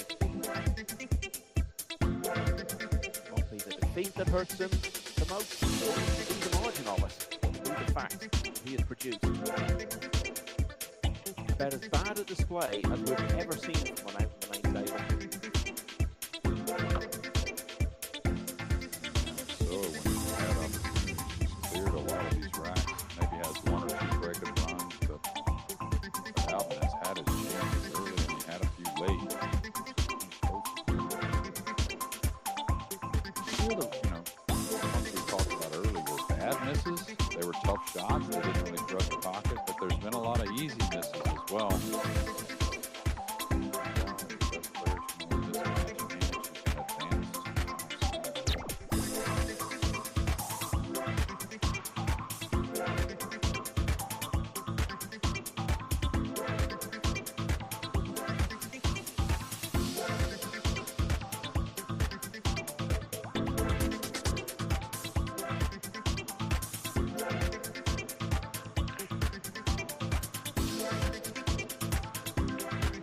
It's one of the biggest World Championship shocks ever.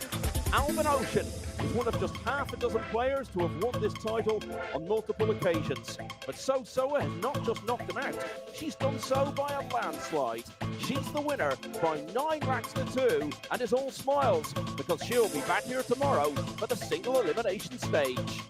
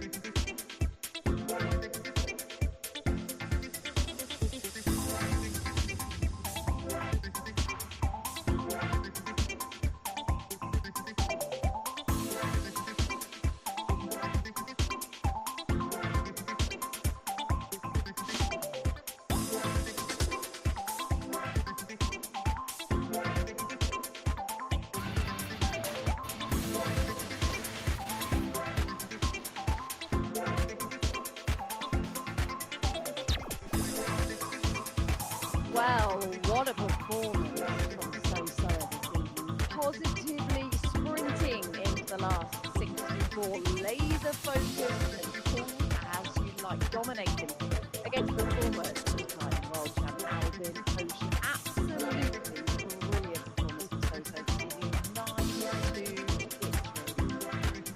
What a way to get coverage underway. We can have a look at the match stats in just a mo. Here we go. What do you make of this? Yeah, I mean, listen, that was just a flawless performance. We know how well Sosa played the sport of 9 ball. Did we think she could beat Alvin Ocean in that arena? No, but she just proved she can. And Alvin Ocean was all over the show. He was like a rabbit in the headlights. And Sosa won performance. Well, it's the tutors alongside Emily Fraser. So, congratulations, a fantastic performance of yourself. How did you feel throughout that? Actually, I just enjoy my game, so I'm not nervous. That's why I think my performance is good.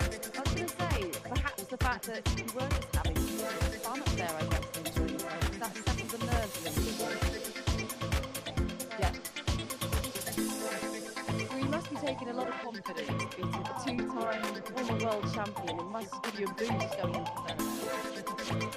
I think that's why I can play more well because I really respect this game and because it's either for us. That's why I just do my best, focus my game. That's why I can beat Oh, I can see a beaming smile from Emily Fraser. Very proud of it indeed.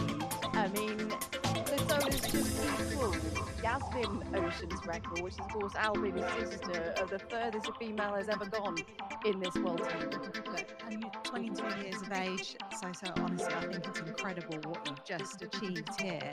And even from now on, just enjoying yourself, enjoy the tournament. It doesn't even matter what happens now. Just you being out there, you know, just cool, calm, collected, and also like you're breaking good. Like you should be so proud of what you've done. It's such a inspiration to any girls that are watching right now. And to get into that last 64 is phenomenal. And you said it to me before your match, remember? I said we're going out on the TV table. Yes. We won't repeat what you replied to me on WhatsApp, will we?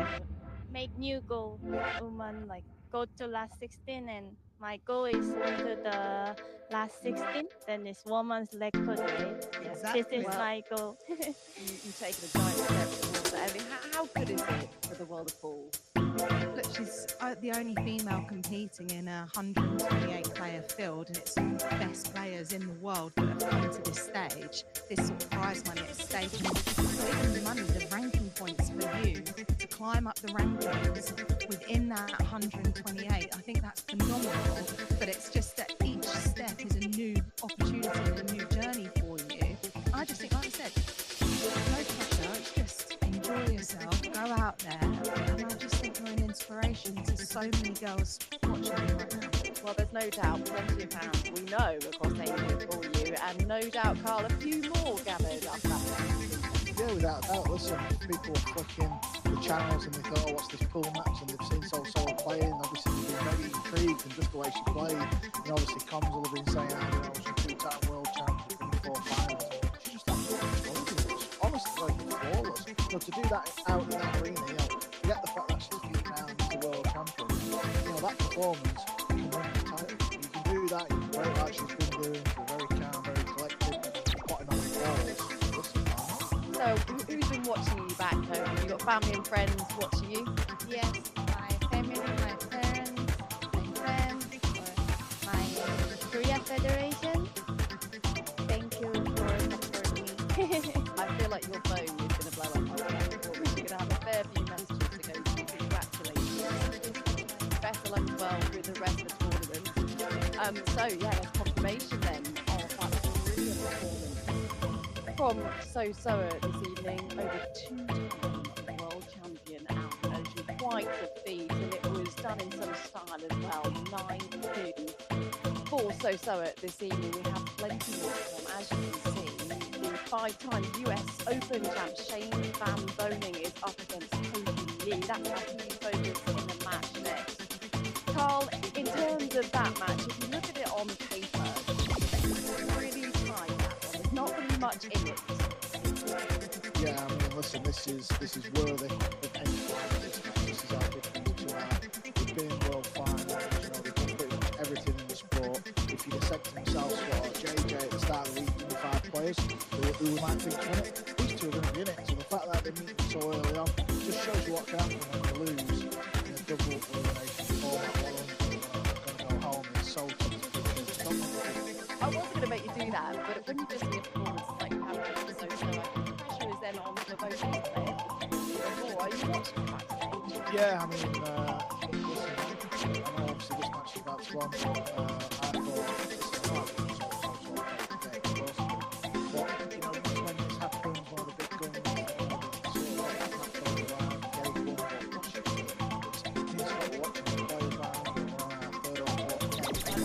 all the players were crowded around watching the TV, you just couldn't believe it, because, you know, deep down, they all thought, I wouldn't win the match. Not easy, but, you know, like a 9-3, 9-4, but she just kept going and going. It was just blind, it really was. Well, you're allowed to food because you've been busy, haven't you? I'm sure many of you know about the famous Z-Shot Challenge, of course made famous by the great Efren Reyes. Well, Carl, you've been putting the players to the test this week, and SVP has had his turn. Is that right?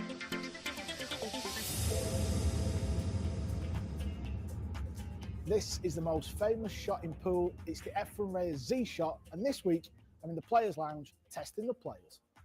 You think you might miss this fall?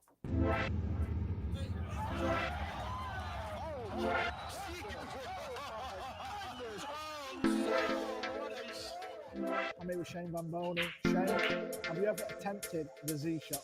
No. Never? I've seen it 1,000 times, but... Do you think you can make it? Maybe your 3 attempts. What's the chances?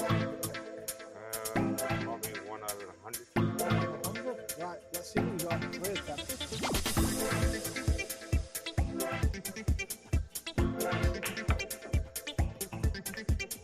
Not bad, you hit it full. That was pretty close.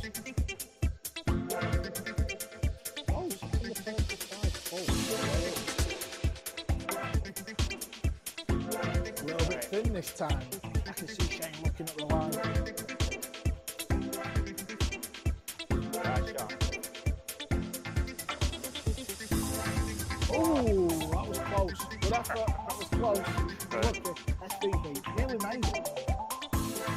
How fair is that? You can do that to this sort of play. Well, I hope he weren't watching the screen because I hope he plays a little bit better than that effort. It wasn't good. I know you didn't want to be asked this, but in terms of predictions, what are you expecting against this team?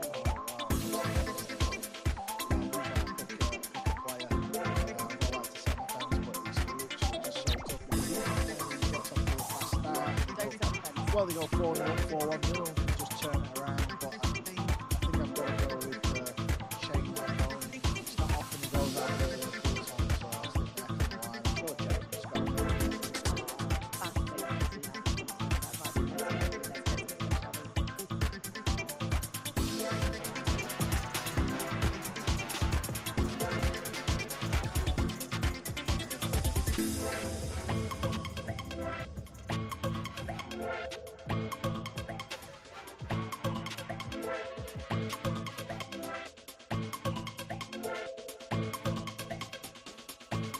Shane Van Boney up against Tobin Yee coming up after the break.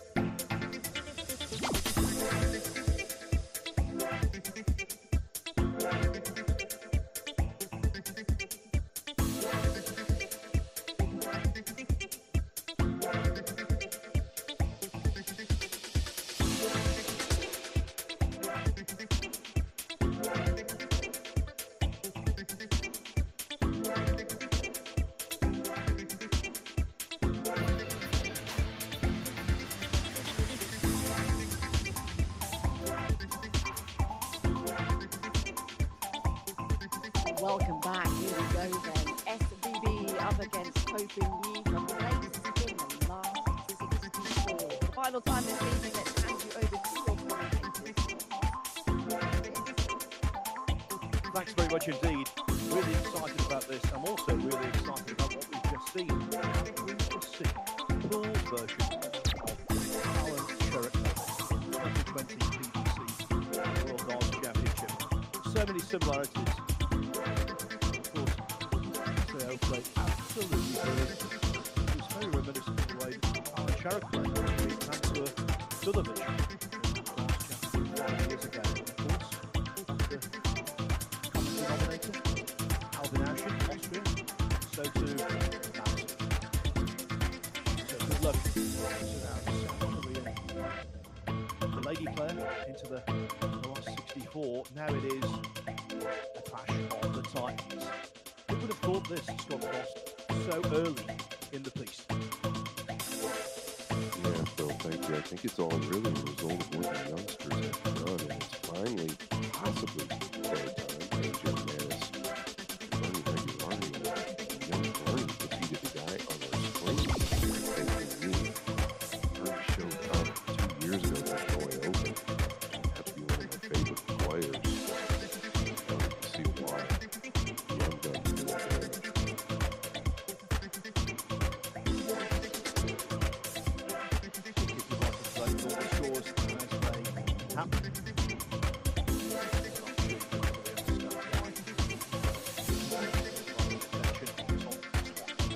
It could be a final. 10 years ago, it was the final.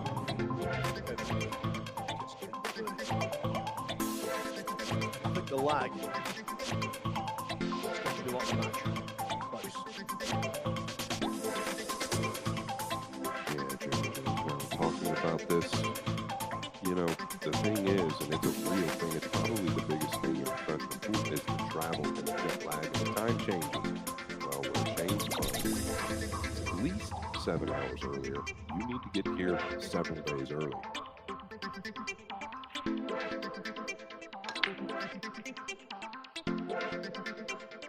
2 falls, the one holds up just in front of the right side pocket.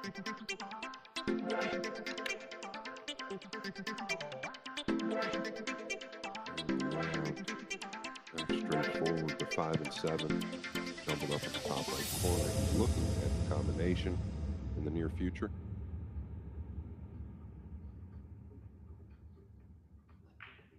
This first shot, I believe he needs to elevate here to get out of the way, the right side of the table. The red 3 down here by the 8 on the lower left side, excuse me, lower right side. He's going to need low left on the cue ball. Yeah, I was always wondering if he catches the one a little bit thin if he's going into those balls. That was not intentional.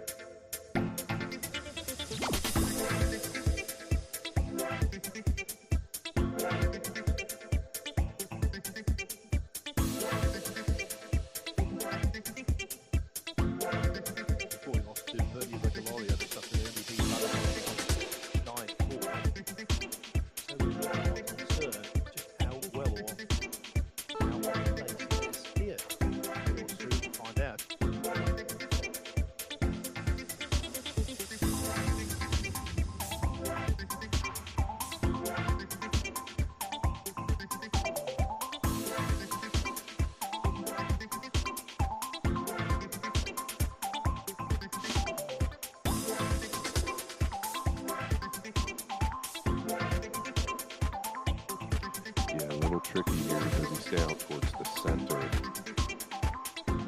Always cues low. Maybe. Shot clock got him.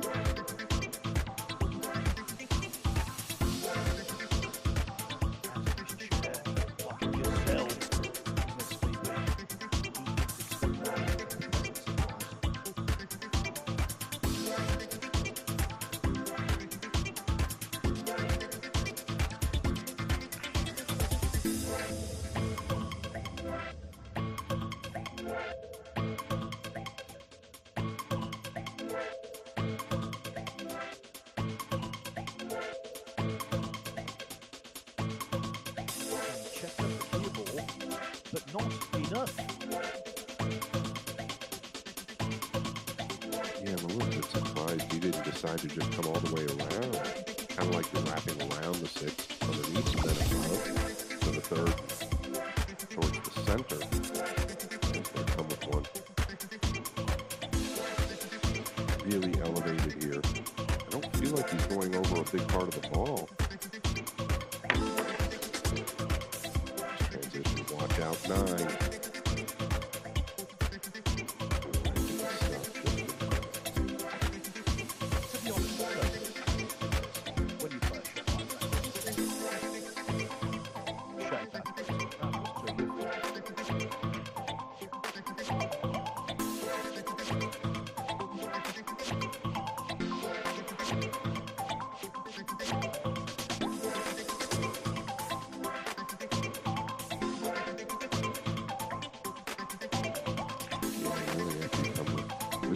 Like you just came in.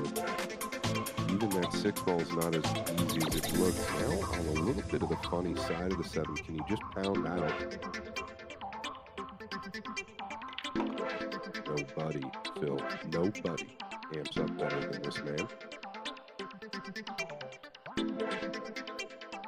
way I would disagree with that. Went to the practice room earlier. Jesse was on the practice room. Where's the mess? He is the VJ Simple. VJ Simple, the golfer who was well known for wearing out practice grounds, and Shane Van Boening is so dedicated, and it comes through in his results. A winner of over 100 tournaments.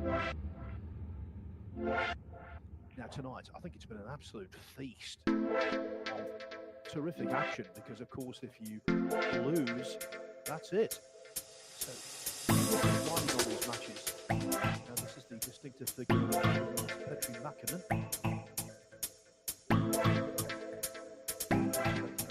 Tyler Steyer.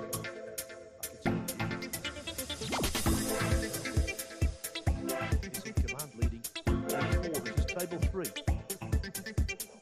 Steyer on the hill, but after this 9 ball goes in, he will remain so.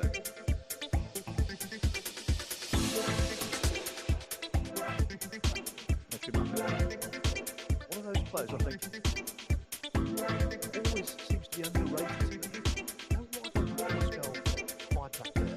It's still unlikely.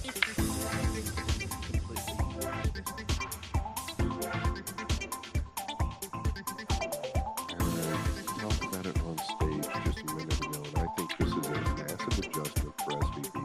It's very hard for him to let off on the break. That's something he started doing versus Sotero his last match yesterday. He started working.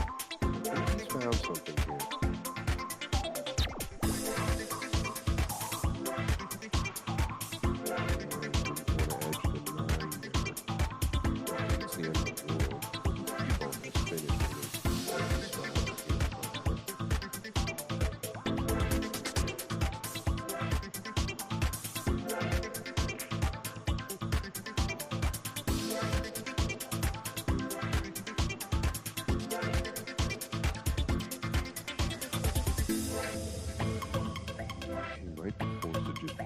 This towards the 8 and bring it back down towards the 6. I don't know.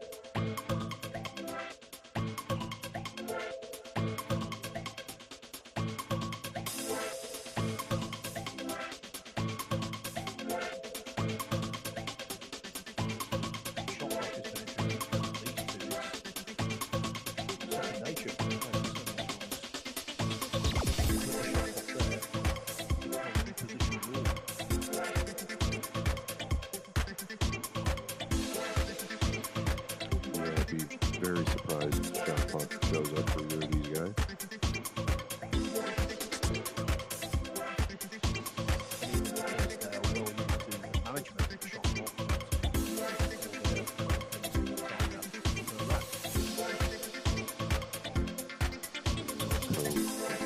Distance here, cover up bonus. This will do.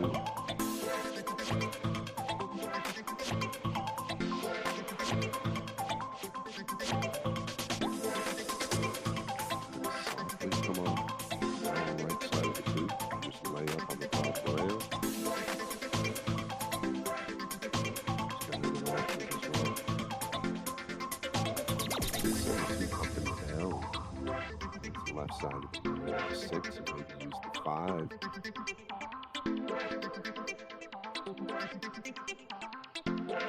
Shane always looking to do a little bit more than most. This time, playing the obvious. I think the reason that was so good, and I'm not certain, but I think the pink is really the problem here, and why that's so effective, is you can't use the left long rail. Now, I don't know if there's a gap for certain, but the way Ko is looking down here, it tells me he has to come to the bottom rail.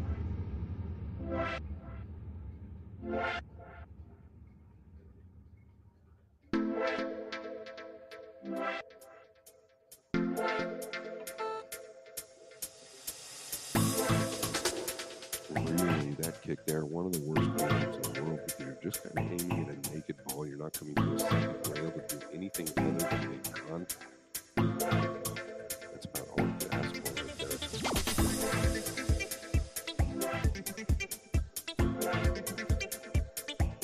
He's not going to like his next back, Phil.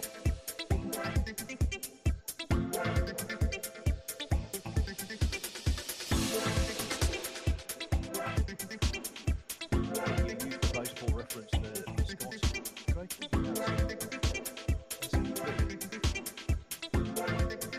Slugger.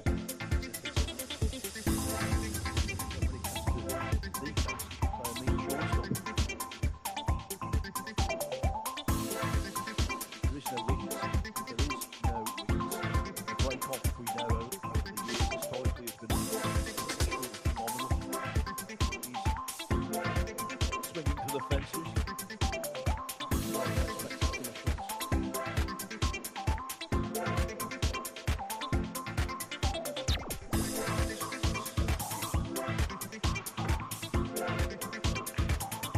Side, once again, leading. Nothing really kind of a guess. We're so close to that top rail, especially when you're not practicing that kick. It's like complete guesswork just to make contact. Short by some distance. FPB, another big opener here.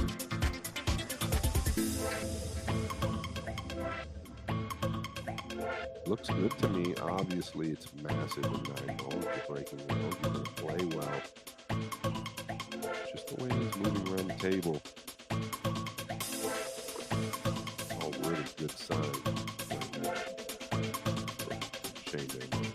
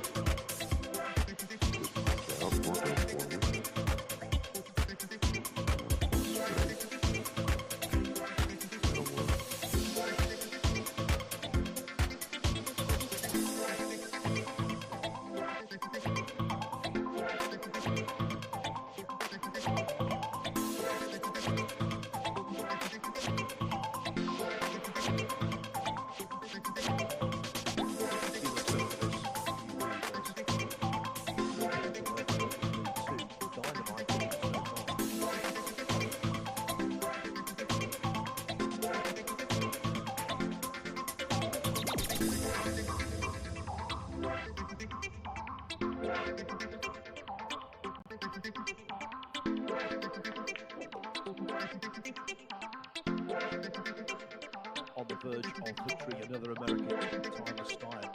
Patrick McLean by 9 racks to 5. The man from Wisconsin wins.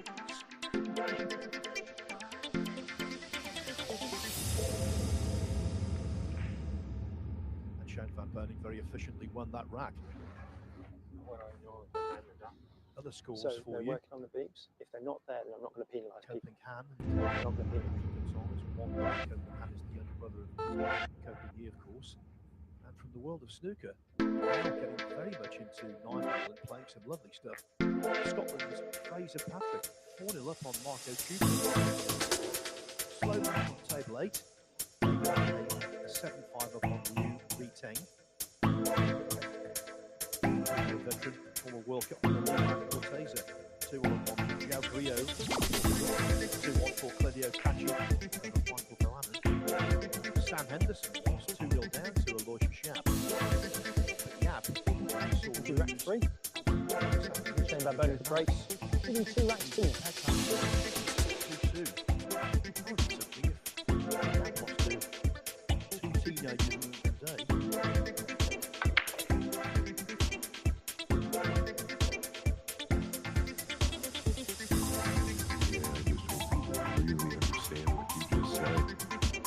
Guys losing to 2 teenagers in one day. Yeah, and Copeland have both lost 2 teenagers today, which is just insane to me. That just tells you how great talent is nowadays.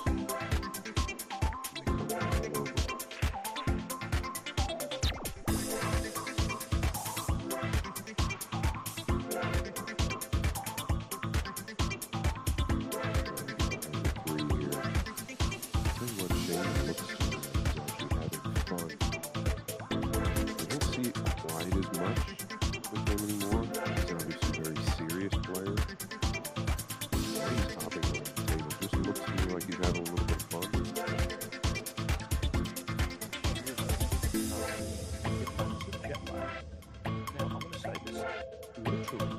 Figuratively, looks as though he's woken up.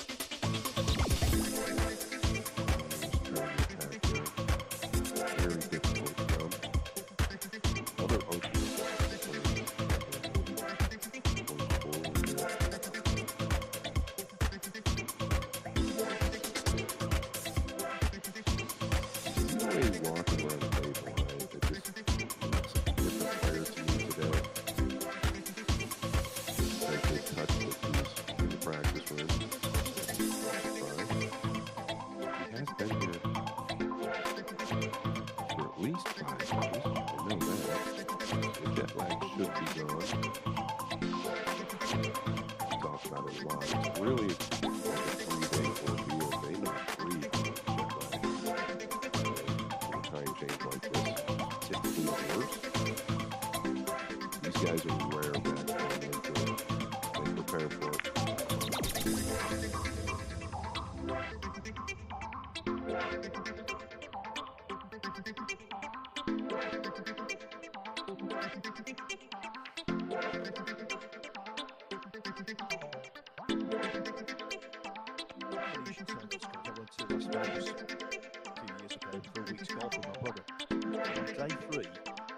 So tired we went to bed at 4:30 in Las Vegas. Never call us party animals. Yeah, that ought to be a crime, Phil. Well, after 36 holes, that was just necessary. I don't know if I can get past 3 holes, so I'll take it back. Well, here, finding every target. Shane Van Boning hitting every shot out of the sweet spot. And maybe teeing up would be a very important victory. Can't do better than where he's going right now. He leads Copin-Yi by 3 racks to 0.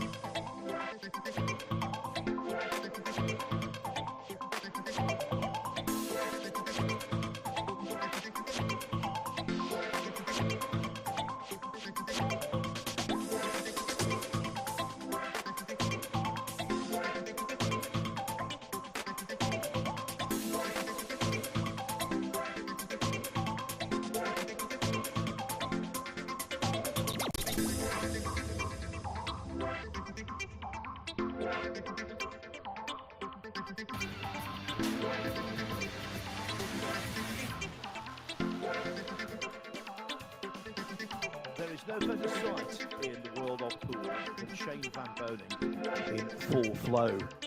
And okay, we've only seen 3 racks thus far in this match, but it looks very sharp indeed. Hoping you having a metaphorical headache.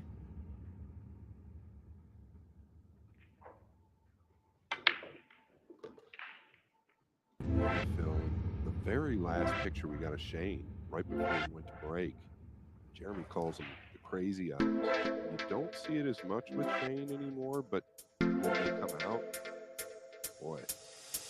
Look at the 2. Can you check the cue ball out of the lower left corner? Is the 3 past the 7? I believe so. He's looking to get where he's just pointing to the field. Probably no value to the lower left corner.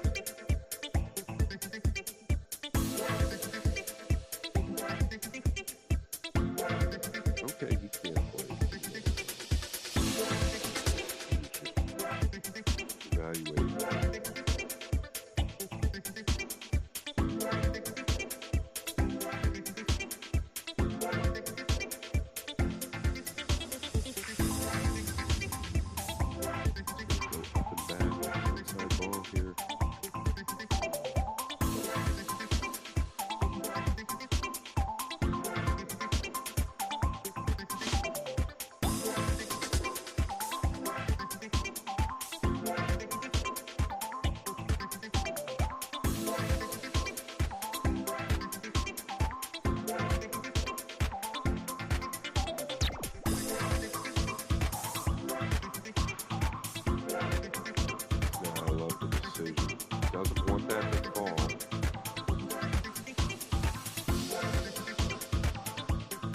Ultimate confluence so far of potent attack and thoughtful defense.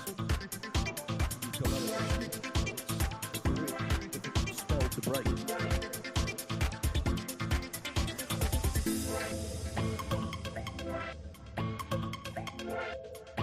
Really, this is like the best look Kopi's had.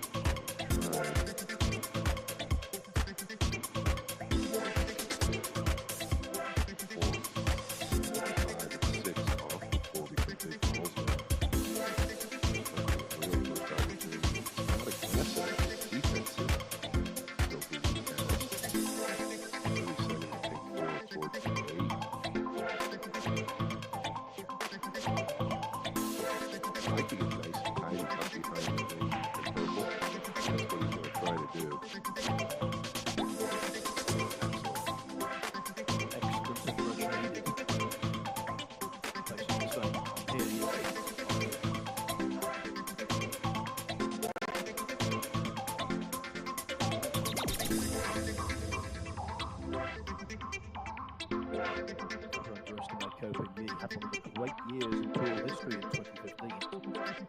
Beat Shane Van Boning 13-11 in the final of this championship. He won the World 10 ball and he also won the World Cup. Billy had signed as Player of the Year. And it was an obvious choice.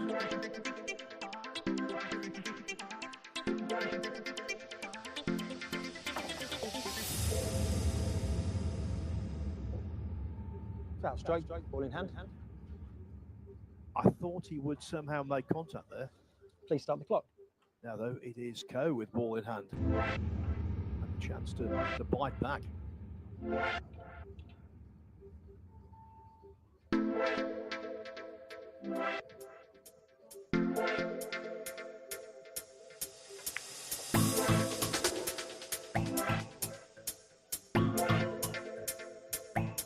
Yeah, as far as fundamentals are concerned, I believe Big Ko and Little Ko, as far as your really doesn't get any better.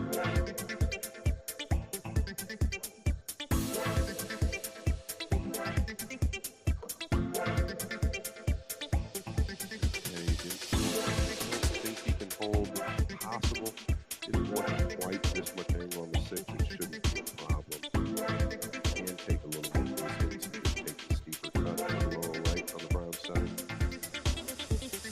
Or you can come out of the top right corner if you'd like.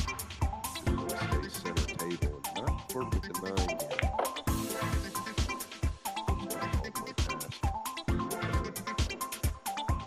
So compact in the back.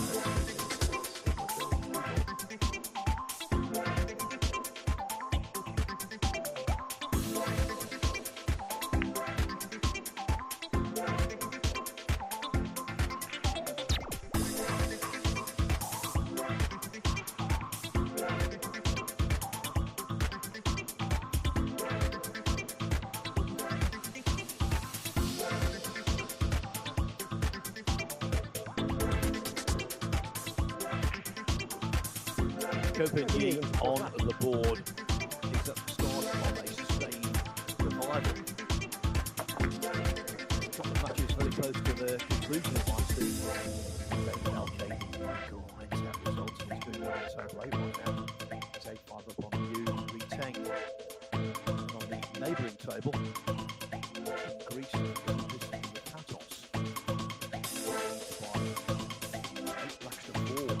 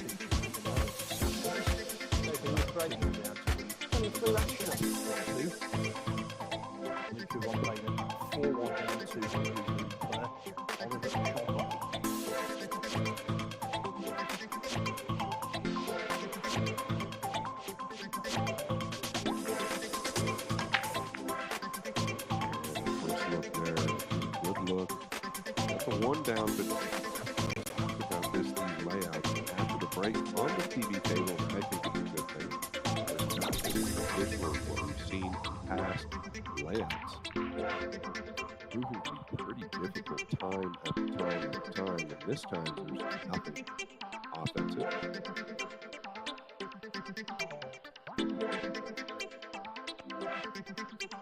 And that's why I think that while he won't be counting any chickens, Bobby Capito will be liking the fact he's broken run 5 consecutive racks and he's in line for $10,000 bonus as a result.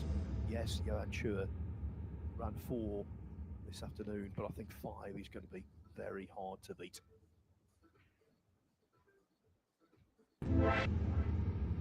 Yeah, just running 4 today after the equipment has gotten much more difficult says a lot. Chua, boy, I tell you, he is good as of late. Catch more of that one. Outside ball, maybe use the 80 ball. He checked it. 2 balls frozen to the right. I think Shane can have a go with this.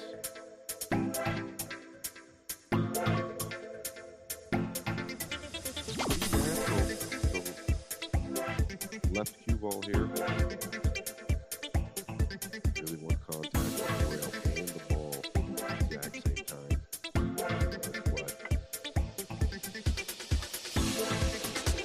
He has whipped it. Fast stroke. Ball in hand. Please stop the clock. Again, another unexpected development. Yeah, Olympic shaking his head.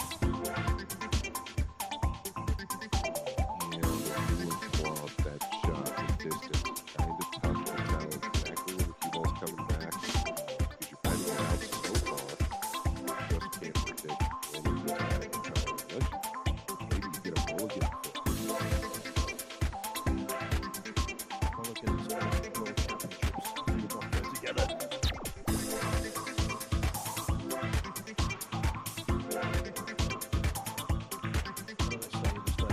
do-over.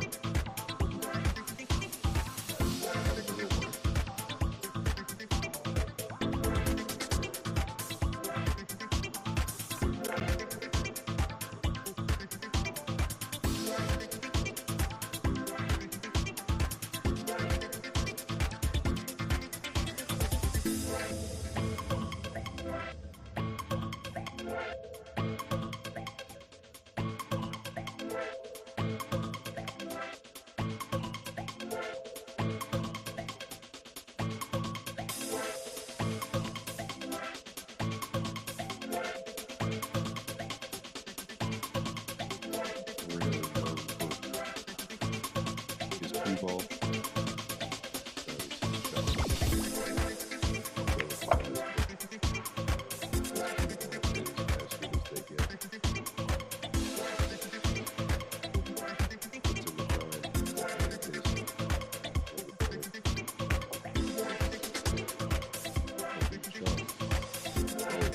Really at the top of their games. Well, I thought the championship was so be more prominent than that.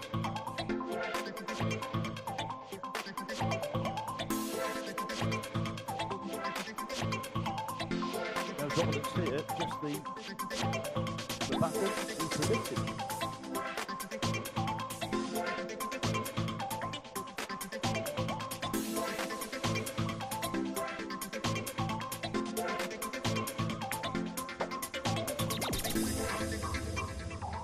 See just how easily he got hold of that cue ball to avoid the knife. Gripped the ball in a lovely way. Copenhagen is only 3-2 behind. So many really tight matches out there. So much at stake because, of course, just to repeat, this is your disqualification if you are beaten here of your World Championship. Already this evening, if you're just joining us, what about Albin Aushin being beaten 9-2 by Seo Seoa of South Korea? I thought she played really beautifully, as she did, by the way, last night in a previous match. Daniel Maciol 9-4 over Emil Gangflo of Norway.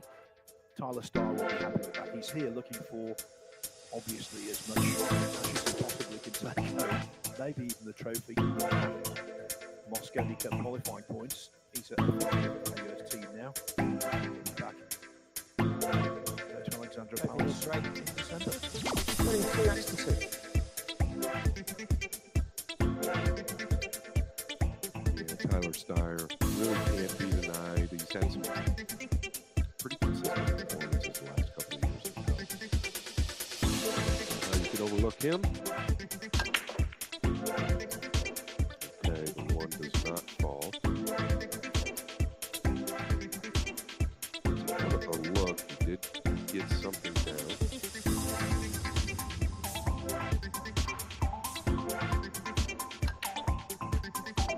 It is going to be the two. It did a little trick turn there.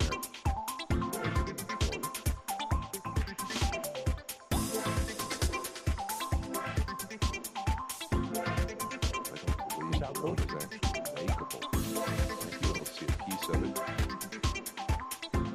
The value of catching it going ball first.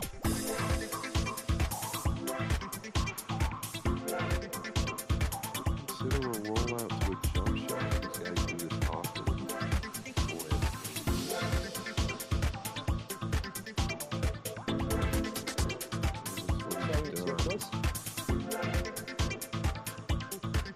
Please play again. Considering kicking behind the one here, using the 9, 5, and 8 for protection.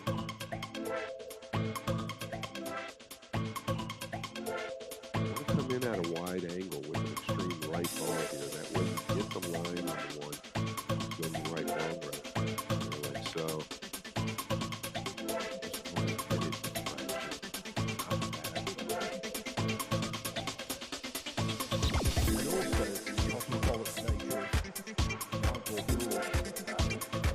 Over 40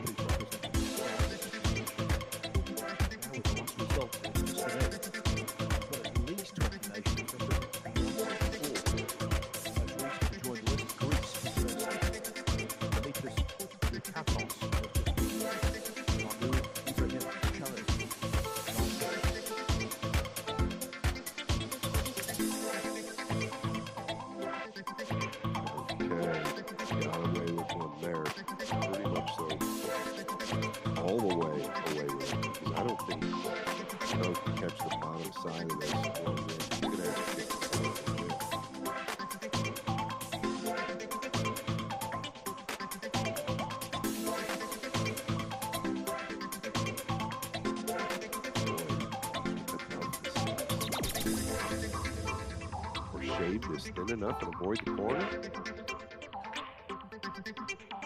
Split to 6. Unintentional.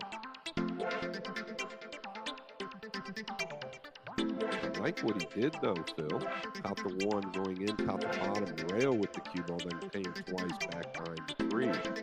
Just didn't intend on making something. I suppose though when you have a fluke, you feel a little changed when it doesn't lead to a lot. In this instance, it's led to trouble. Yeah, he was definitely playing the cue ball up there behind the 3.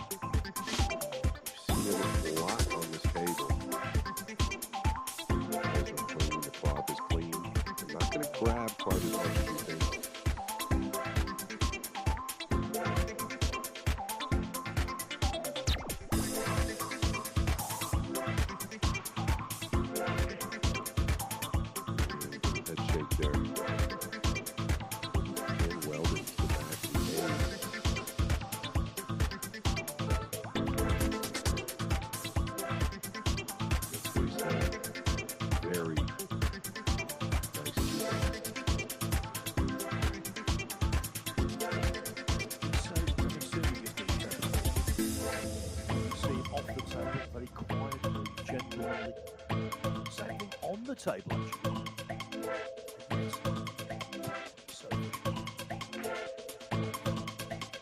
yeah, when you're playing, you're just playing with open. All right, talk about a fluke. Rub. When you're playing coaching, I played before the Cosmos. Boy, I felt like I was just he was so intimidating at the table. Look at that hit. Nice little rub off the 3 to get it going. My point from earlier, could have an impact.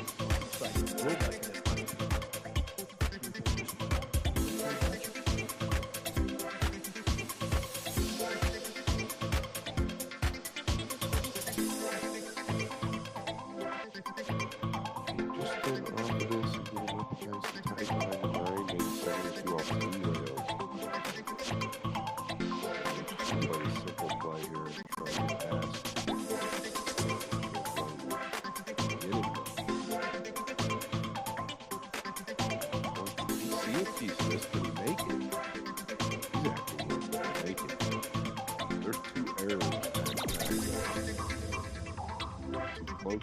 To his work, and not covering them up.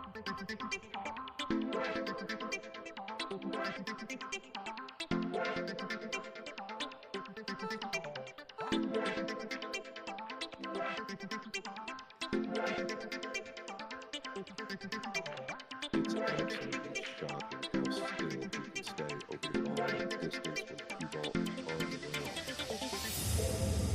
Does not move a muscle. One of the all-time great snooker players, Steve Davis, who got to the semi-final of the World 9-Ball Championship on one occasion. When he started out, Steve and his father, Bill, that's what they did. That was their routine.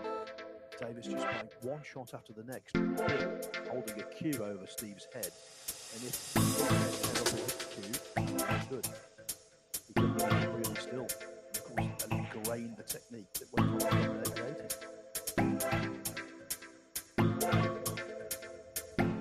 Break here for Shane. Unexpectedness on the 5, like so.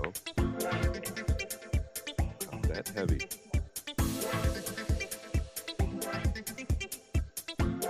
And you get the feeling this was a really good game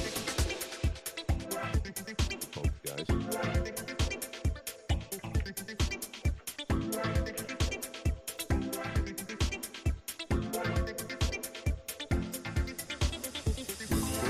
Forced to go back and forth here.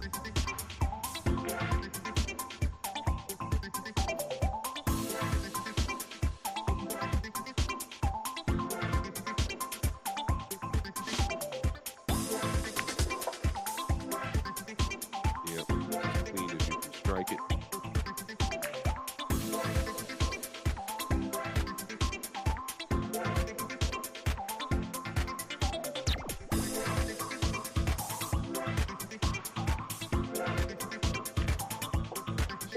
A match that, in terms of its intensity, is not disappointing one iota.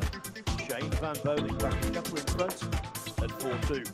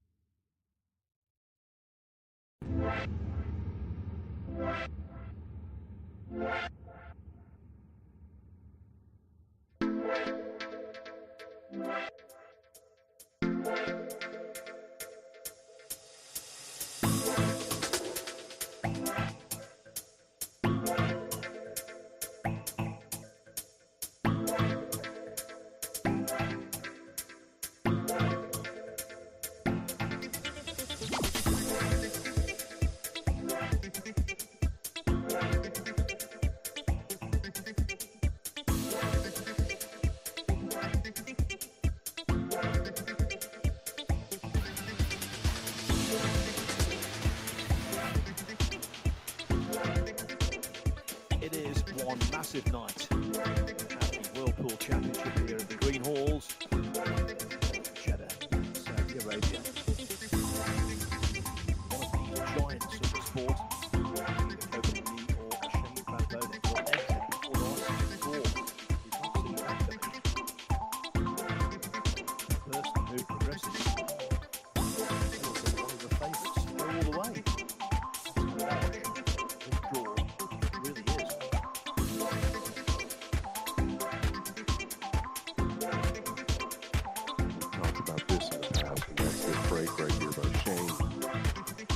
there's times where when he slows the break down, and I mean break speed, there are times where all it takes for him is one mistake. All for him to kind of resort back to a little bit more power. See if that happens going forward. He's definitely taking pace off the plate.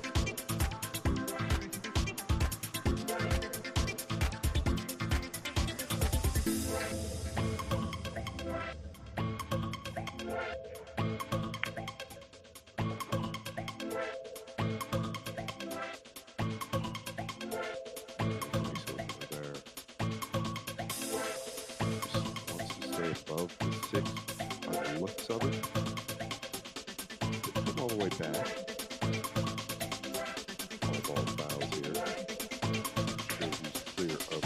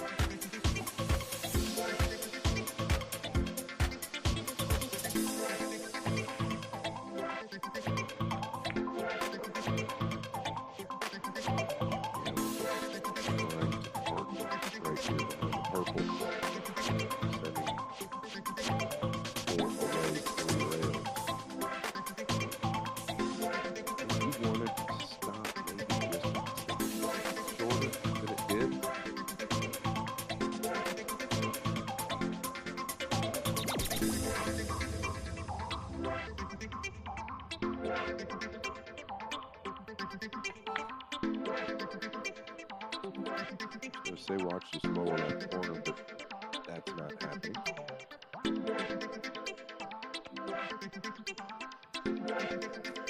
There's been some mean hooks in this match already. This is perhaps the weakest of the lot.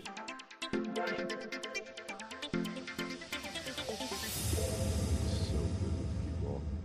He's welded Shane up a few times. Once behind the 8 that I can remember, and absolutely glued him to it. And like Phil just said, this is extension called. We come 3 rails into the lower left long rail, wrapping out at the top right corner. Just trying to come twice.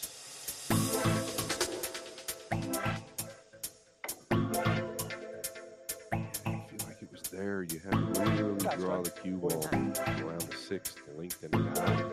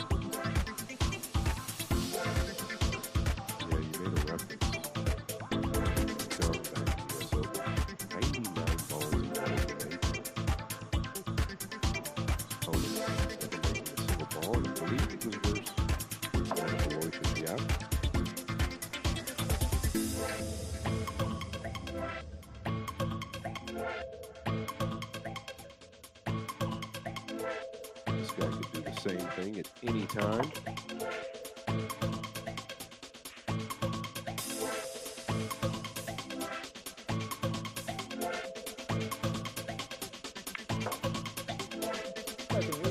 Very good indeed.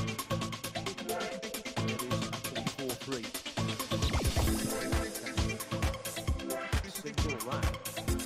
On the hill, by the way, on table 5, Francesco Candela. 8 for there on the Philippines. So much great rifle coming up. Few months, this is the heart of the season now we're entering.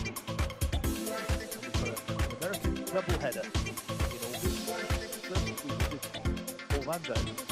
Yes, famous for Disneyland and Universal Studios, but also famous for pool now. We did Caribou Resort hosting last year's Moscow Cup, and now the inaugural Florida Open.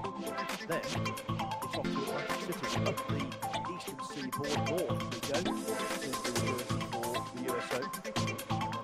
And it's 3 events in Asia. Hanoi Open, wonderful crowds, vibrant atmosphere. So will be the case in the Players Cup, the second edition. Will Asia defend? And then it's the inaugural Philippines Open again in Manila. Shortly afterwards. So we go from team pool to the individual glory stuff.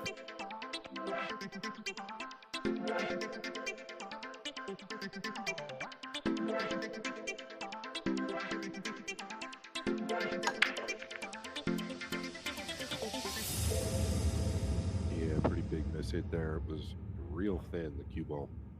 Just catching the one, I believe. Actually swung at 3 rails. It was so thin. Maybe taking the eye off the target just a little. No, he caught a kiss off the 7. Didn't catch it thin, but the 1 acted like he did.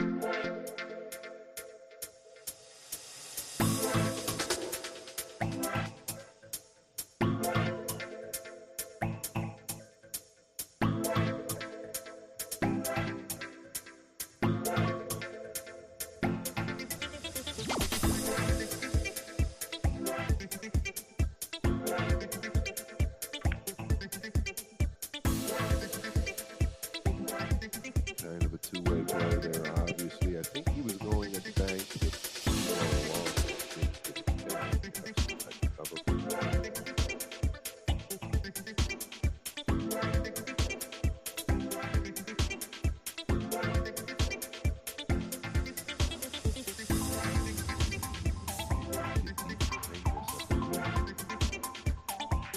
Really just swerved the cue ball.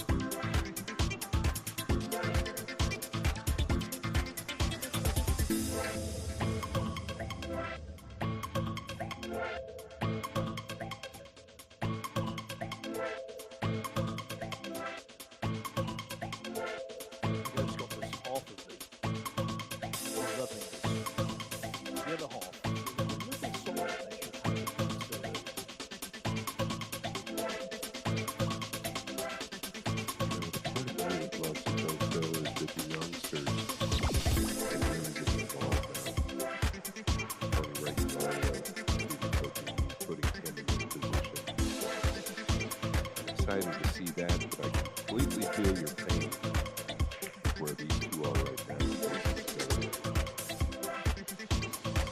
I'll come with one here.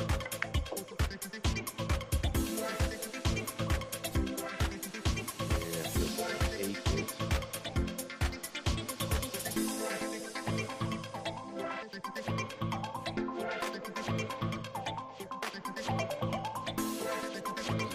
Pocket to the lower left. He might muscle up here to the lower right.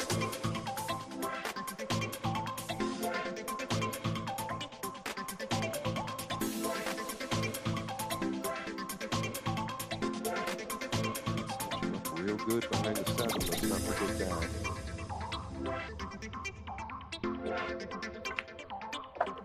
He's going to resort to the power punch.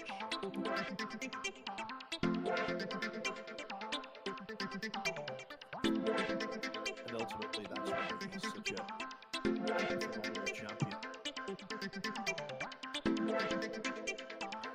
Never afraid to place trust in his own extraordinary ability.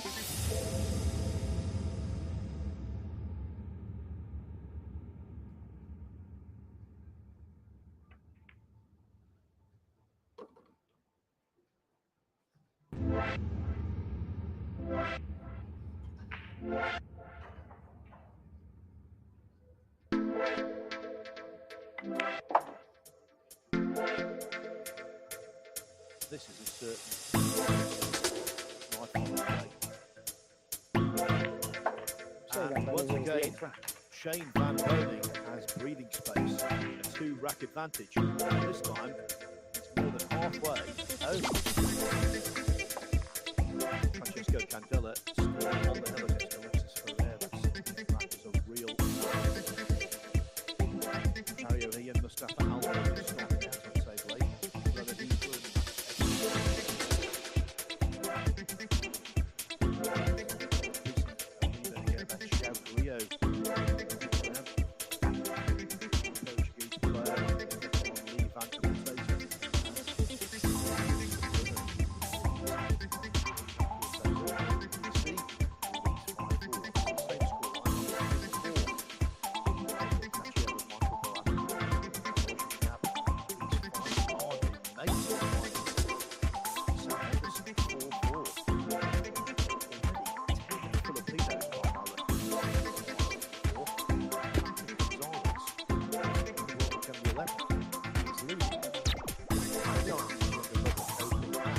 Great. Within 5 racks to 5th.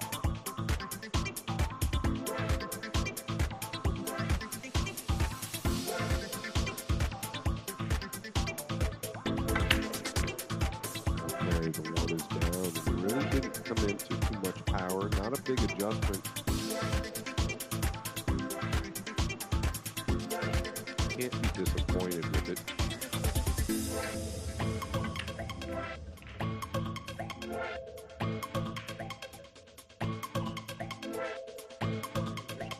Got a kiss off the bottom from pink 4.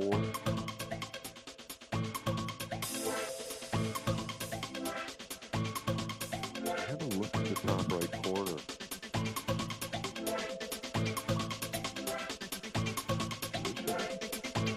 Natural if you can slice it. Heavy. Oh, that must look like it. Turned a little bit.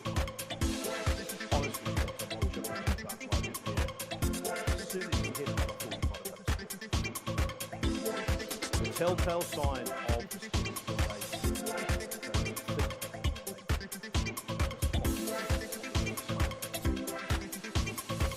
yeah, I could see the number, like the actual number on the ball. It's going to be something weird, just like a knuckleball. That's the only reason I really called it. Rarely happens. Just think that oftentimes, and watch out here, but oftentimes you put with the stroke.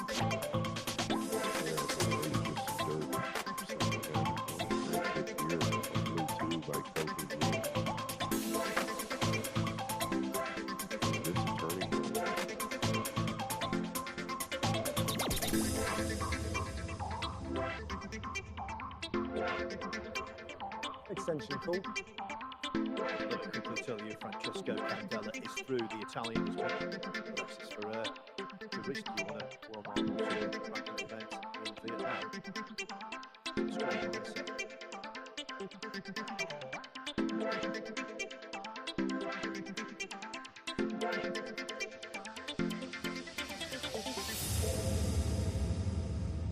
All right, elevating. So I believe he wants to miss top side of the pink here. Wow, threaded the needle between the 9 and the 4. Very cute.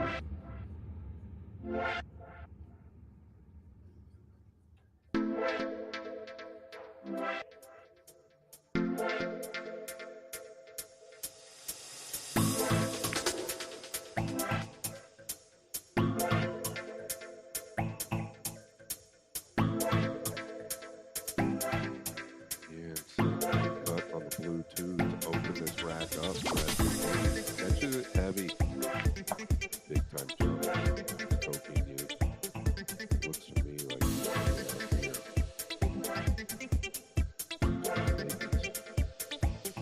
Special match. Yeah, you can never. I think the most likely progression to locking horns and trading laps.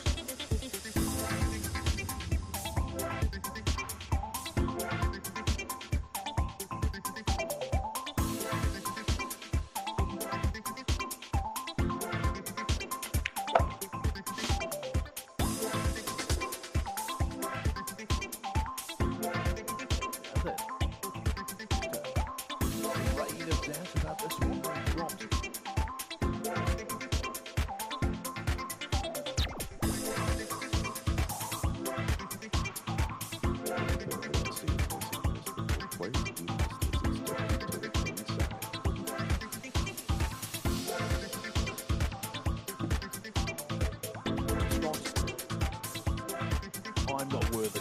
Great call. Great call.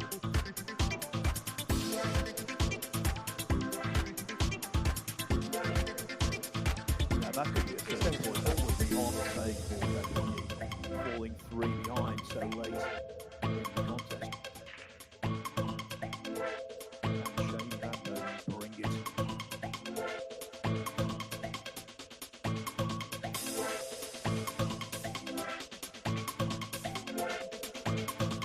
Where is that cue ball? Oh, that hurts. He just caught it slightly too, even though it went in. What drama here? The drama is real, and that's going to spot up, and he won't overcut this one. And now it's turned out that Copigny initially missing the 9 ball has done him a favour because psychologically now Shane Van Boden is in danger of falling into the doldrums. It's 5-4.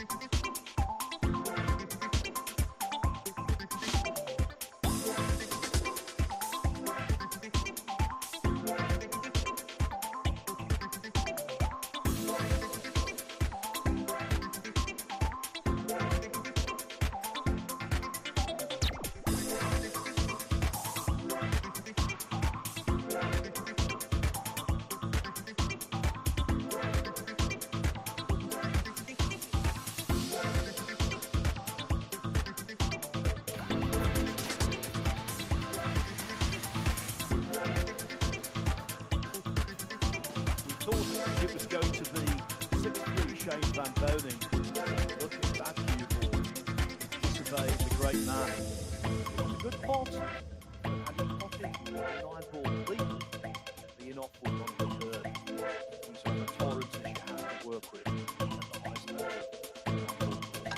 So Kobe Yi breaking off at all levels. The one doesn't find the target.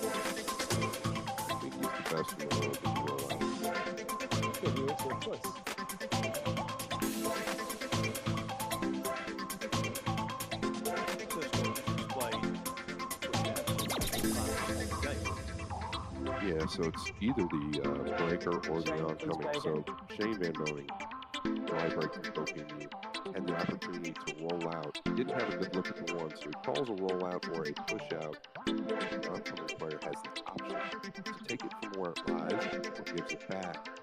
Now Shane had something up his sleeve, and that's why he tapped it the way he did. Might have catch this going in, I believe. It's coming too real tight.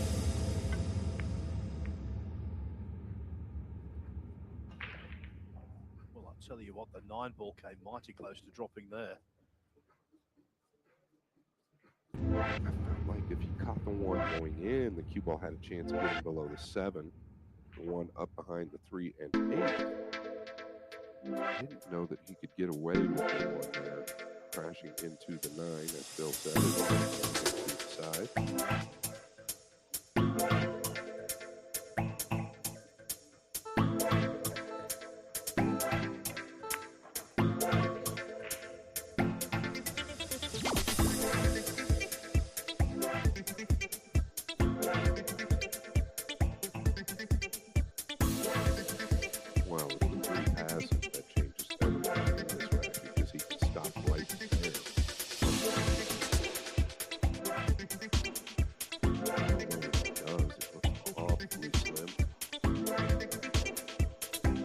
Extension call.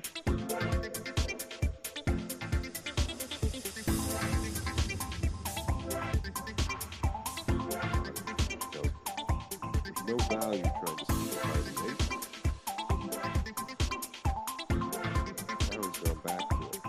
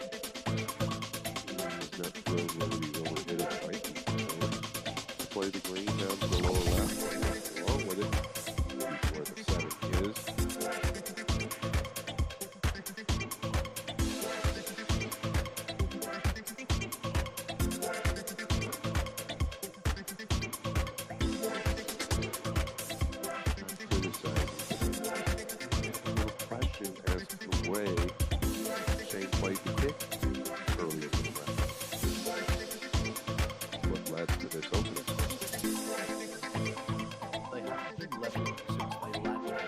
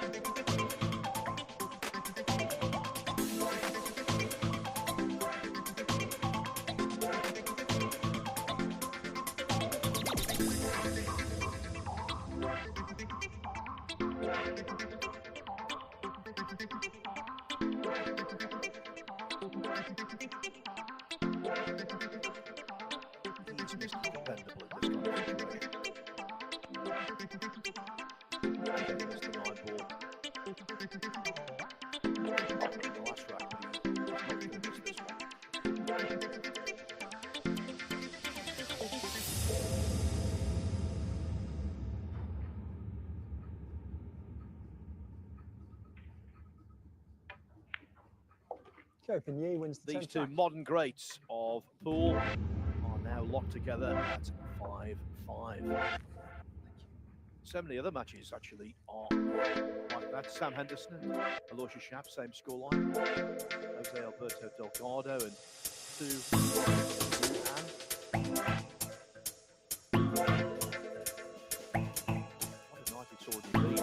If you're just joining us, the only female player in the tournament.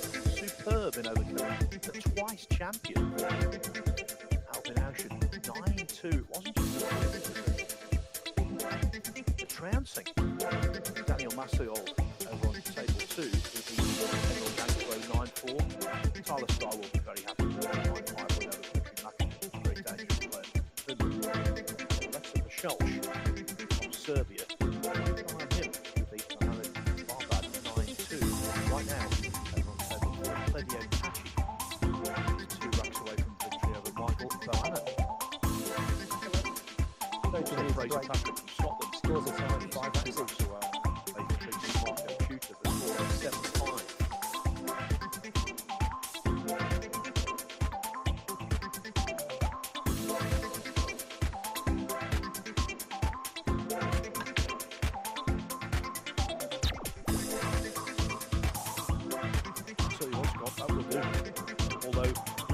Cluster form 3 balls. No, but I agree, Phil, it will do because the 4 is right near the 5.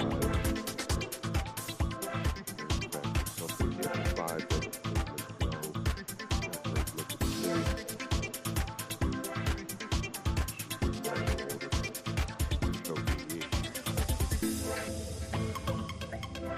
I feel like it's close, right? You've got to make 5 clean. Get to that point, 4 will always help. We'll power this. Let's get down past the 9 here.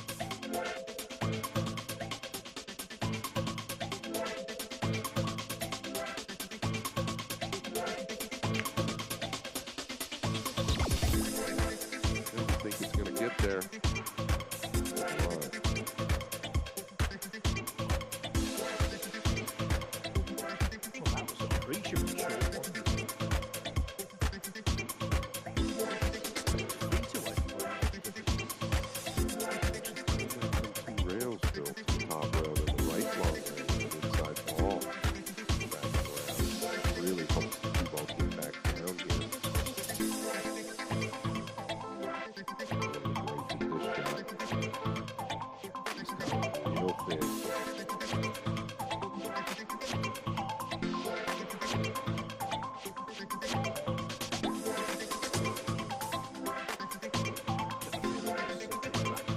They're all big now.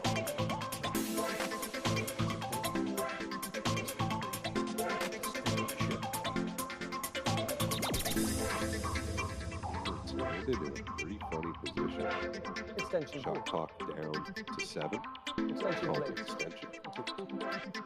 Rightly so.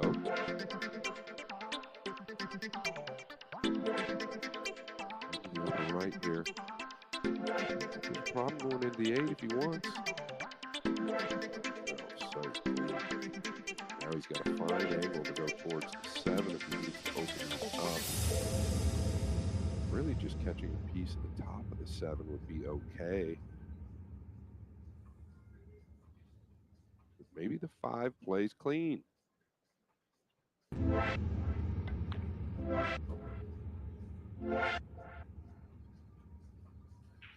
No broken bones. He has come out with a shot.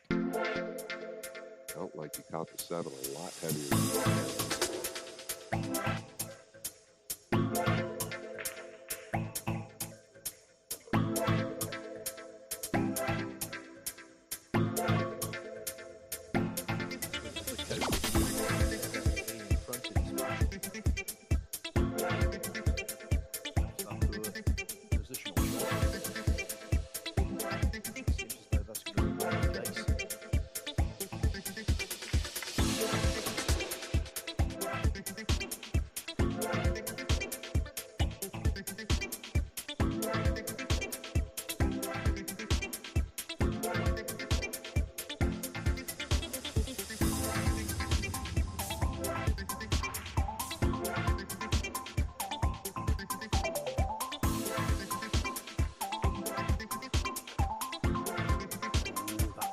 Wobbled.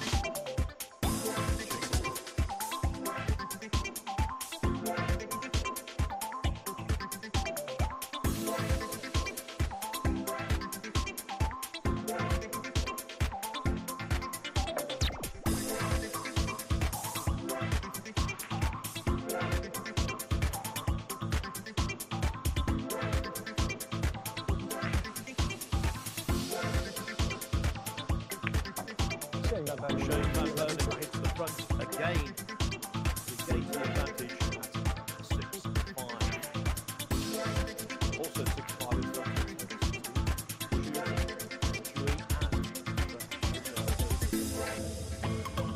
Rio of Portugal now moving ahead of Lee van Cortese at 7-5.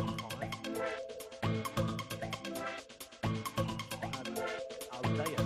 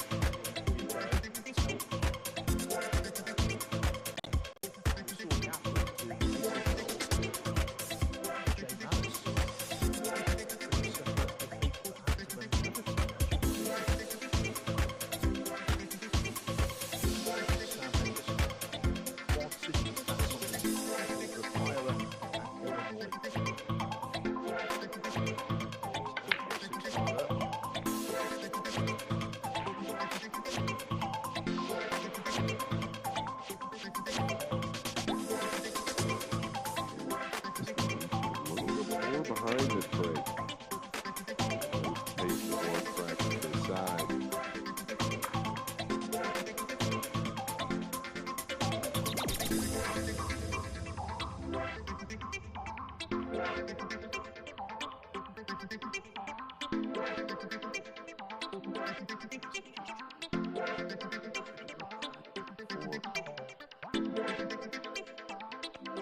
Uh-oh.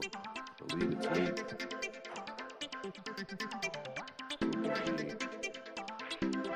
With an opportunity. Problem. 3 is down here on the bottom. There is big traffic up top. Beginning with the purple 5. Could just feather this. Try and wedge him up behind the 6 or use the 9.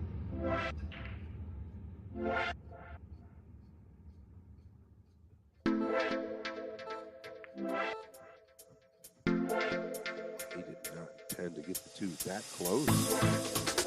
And I believe he's left it on. Please, can you restart the clock? 30 seconds. Oh, that he can hold for the 3. That is going to be the challenge. Please restart. If he can make it.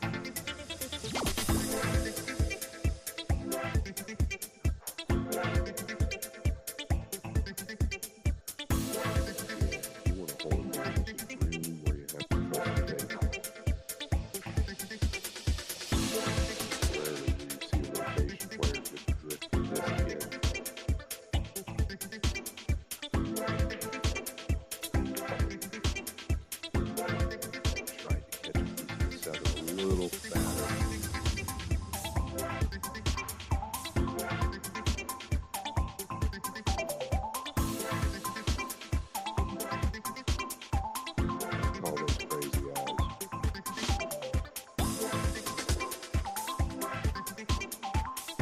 Cool.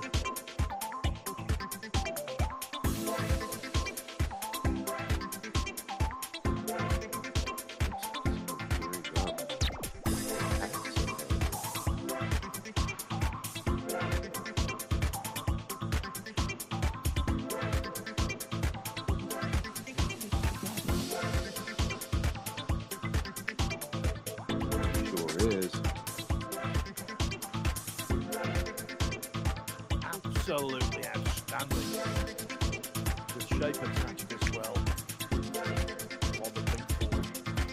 Hardly touched this side. Brilliant in action. Yeah, for good measure, Phil. He was wedged up behind the 5 in case he missed it.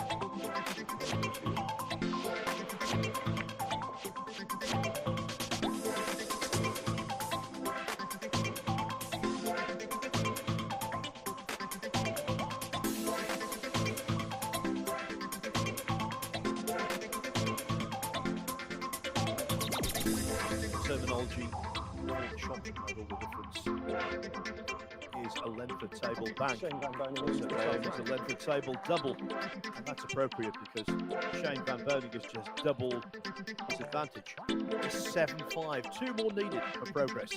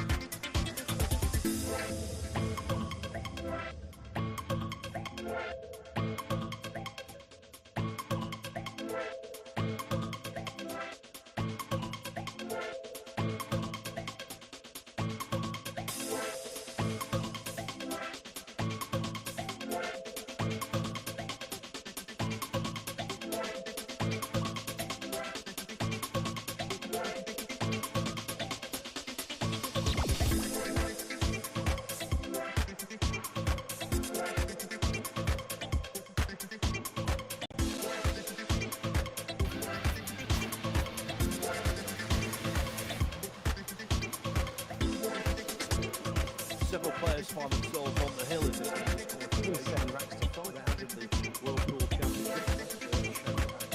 Wants to be. Wins this rack. We'll be there. One more needed after this.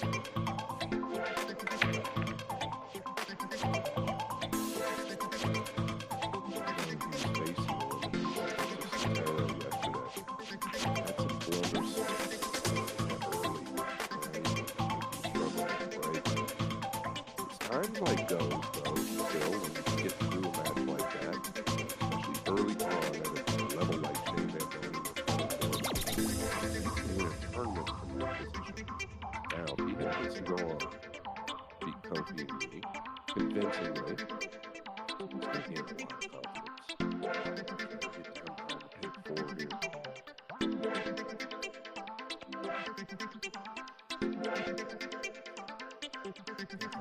Cue ball off the top cushion was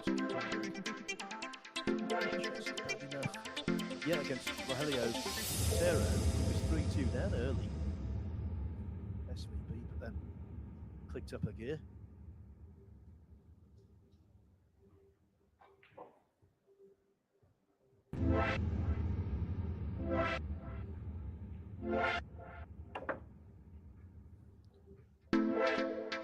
Again, another very surprising total miss. No contact. Ball in hand. Ball in hand. Never bodes well.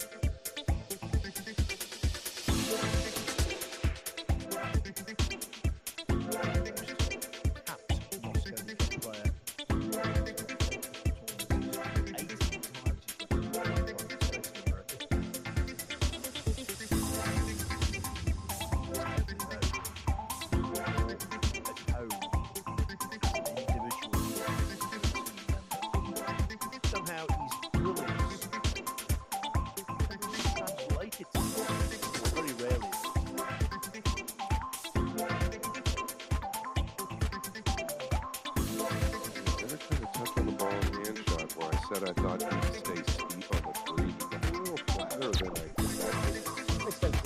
Really looked at which caused this problem.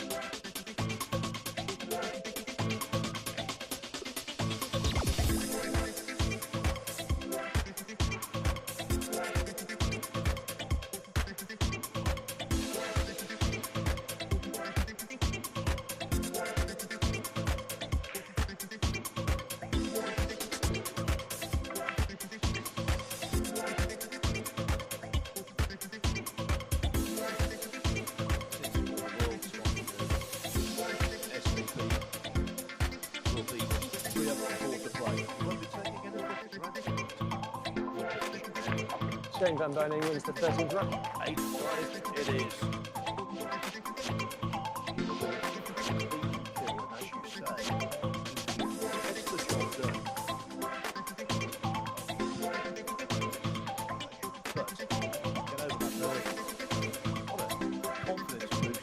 Built in.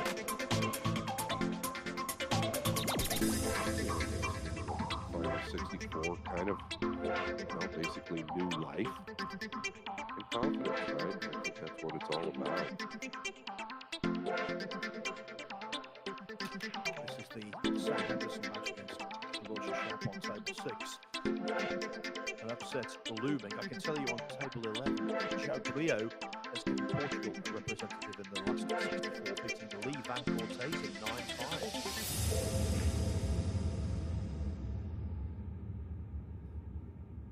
He's had some good scalps, Sam Henderson, in his brief time on the World 9-Ball Tour. But I think beating Aloysius Sharp in the World Championship would stand out as his best result yet. Thank you, rack 14. Shane Van Boning to break. On the hill, leading 8 racks to 5. On the hill. Wish I got it to every time I said that.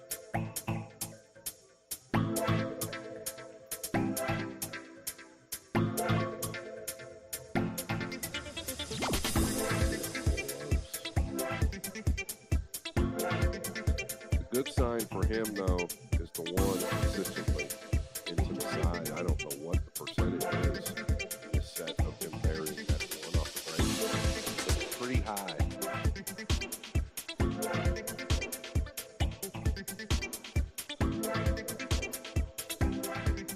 I feel like maybe he's just the one on the side twice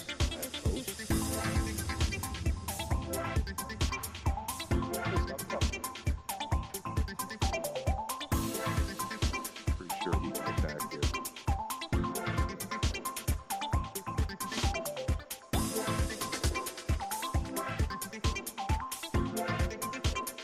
And he's beat the side pocket, Phil. Things are looking up. The use of side there is so cultured. C shots. Perhaps that is going. Want them see.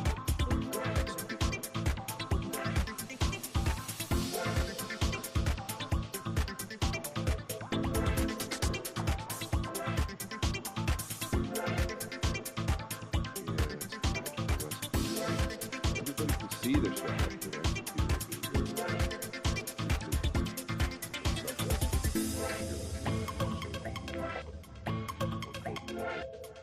The run.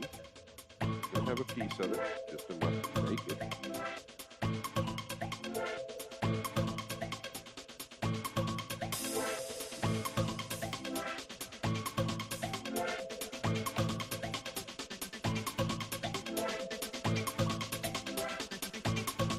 This could well be open use, last hope. Good thing. Cool. It really comes down to this shot right here. Notice the intent he has.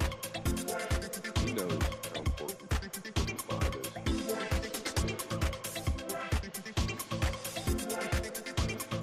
Straight down the pipe.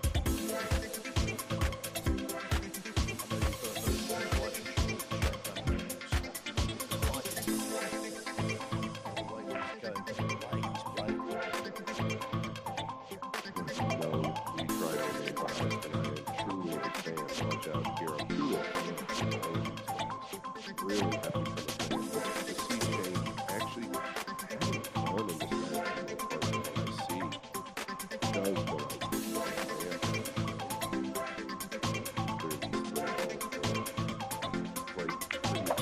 fans. This was not intended.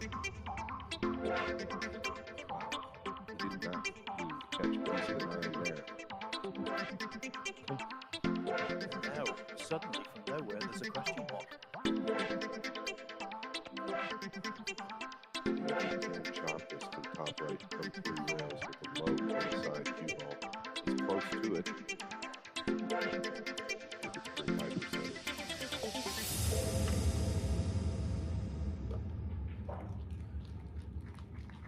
I'll tell you what, the heart must have skipped a beat. It seemed to stay on the edge of the pocket for an interminable amount of time. It was a split second, of course. And now the 9 is to follow. And Shane Van Boning in a match that could have been the final. It was actually losers qualification. It is Shane Van Boning who came through. He was held to 5-5, but then he produced his best when it was most required. He's smiling, he's happy. the reason he's beaten a world-class opponent at an early stage of this World Championship. Shane Van Boning overcomes Kofi Yee by 9 racks to 5, and that means Kofi Yee, the 2015 World 9-ball champion, is out before single elimination begins. That's the harsh nature of 9-ball right now. So many good players, and in this case, it's Clash of the Titans before we get to the last 64.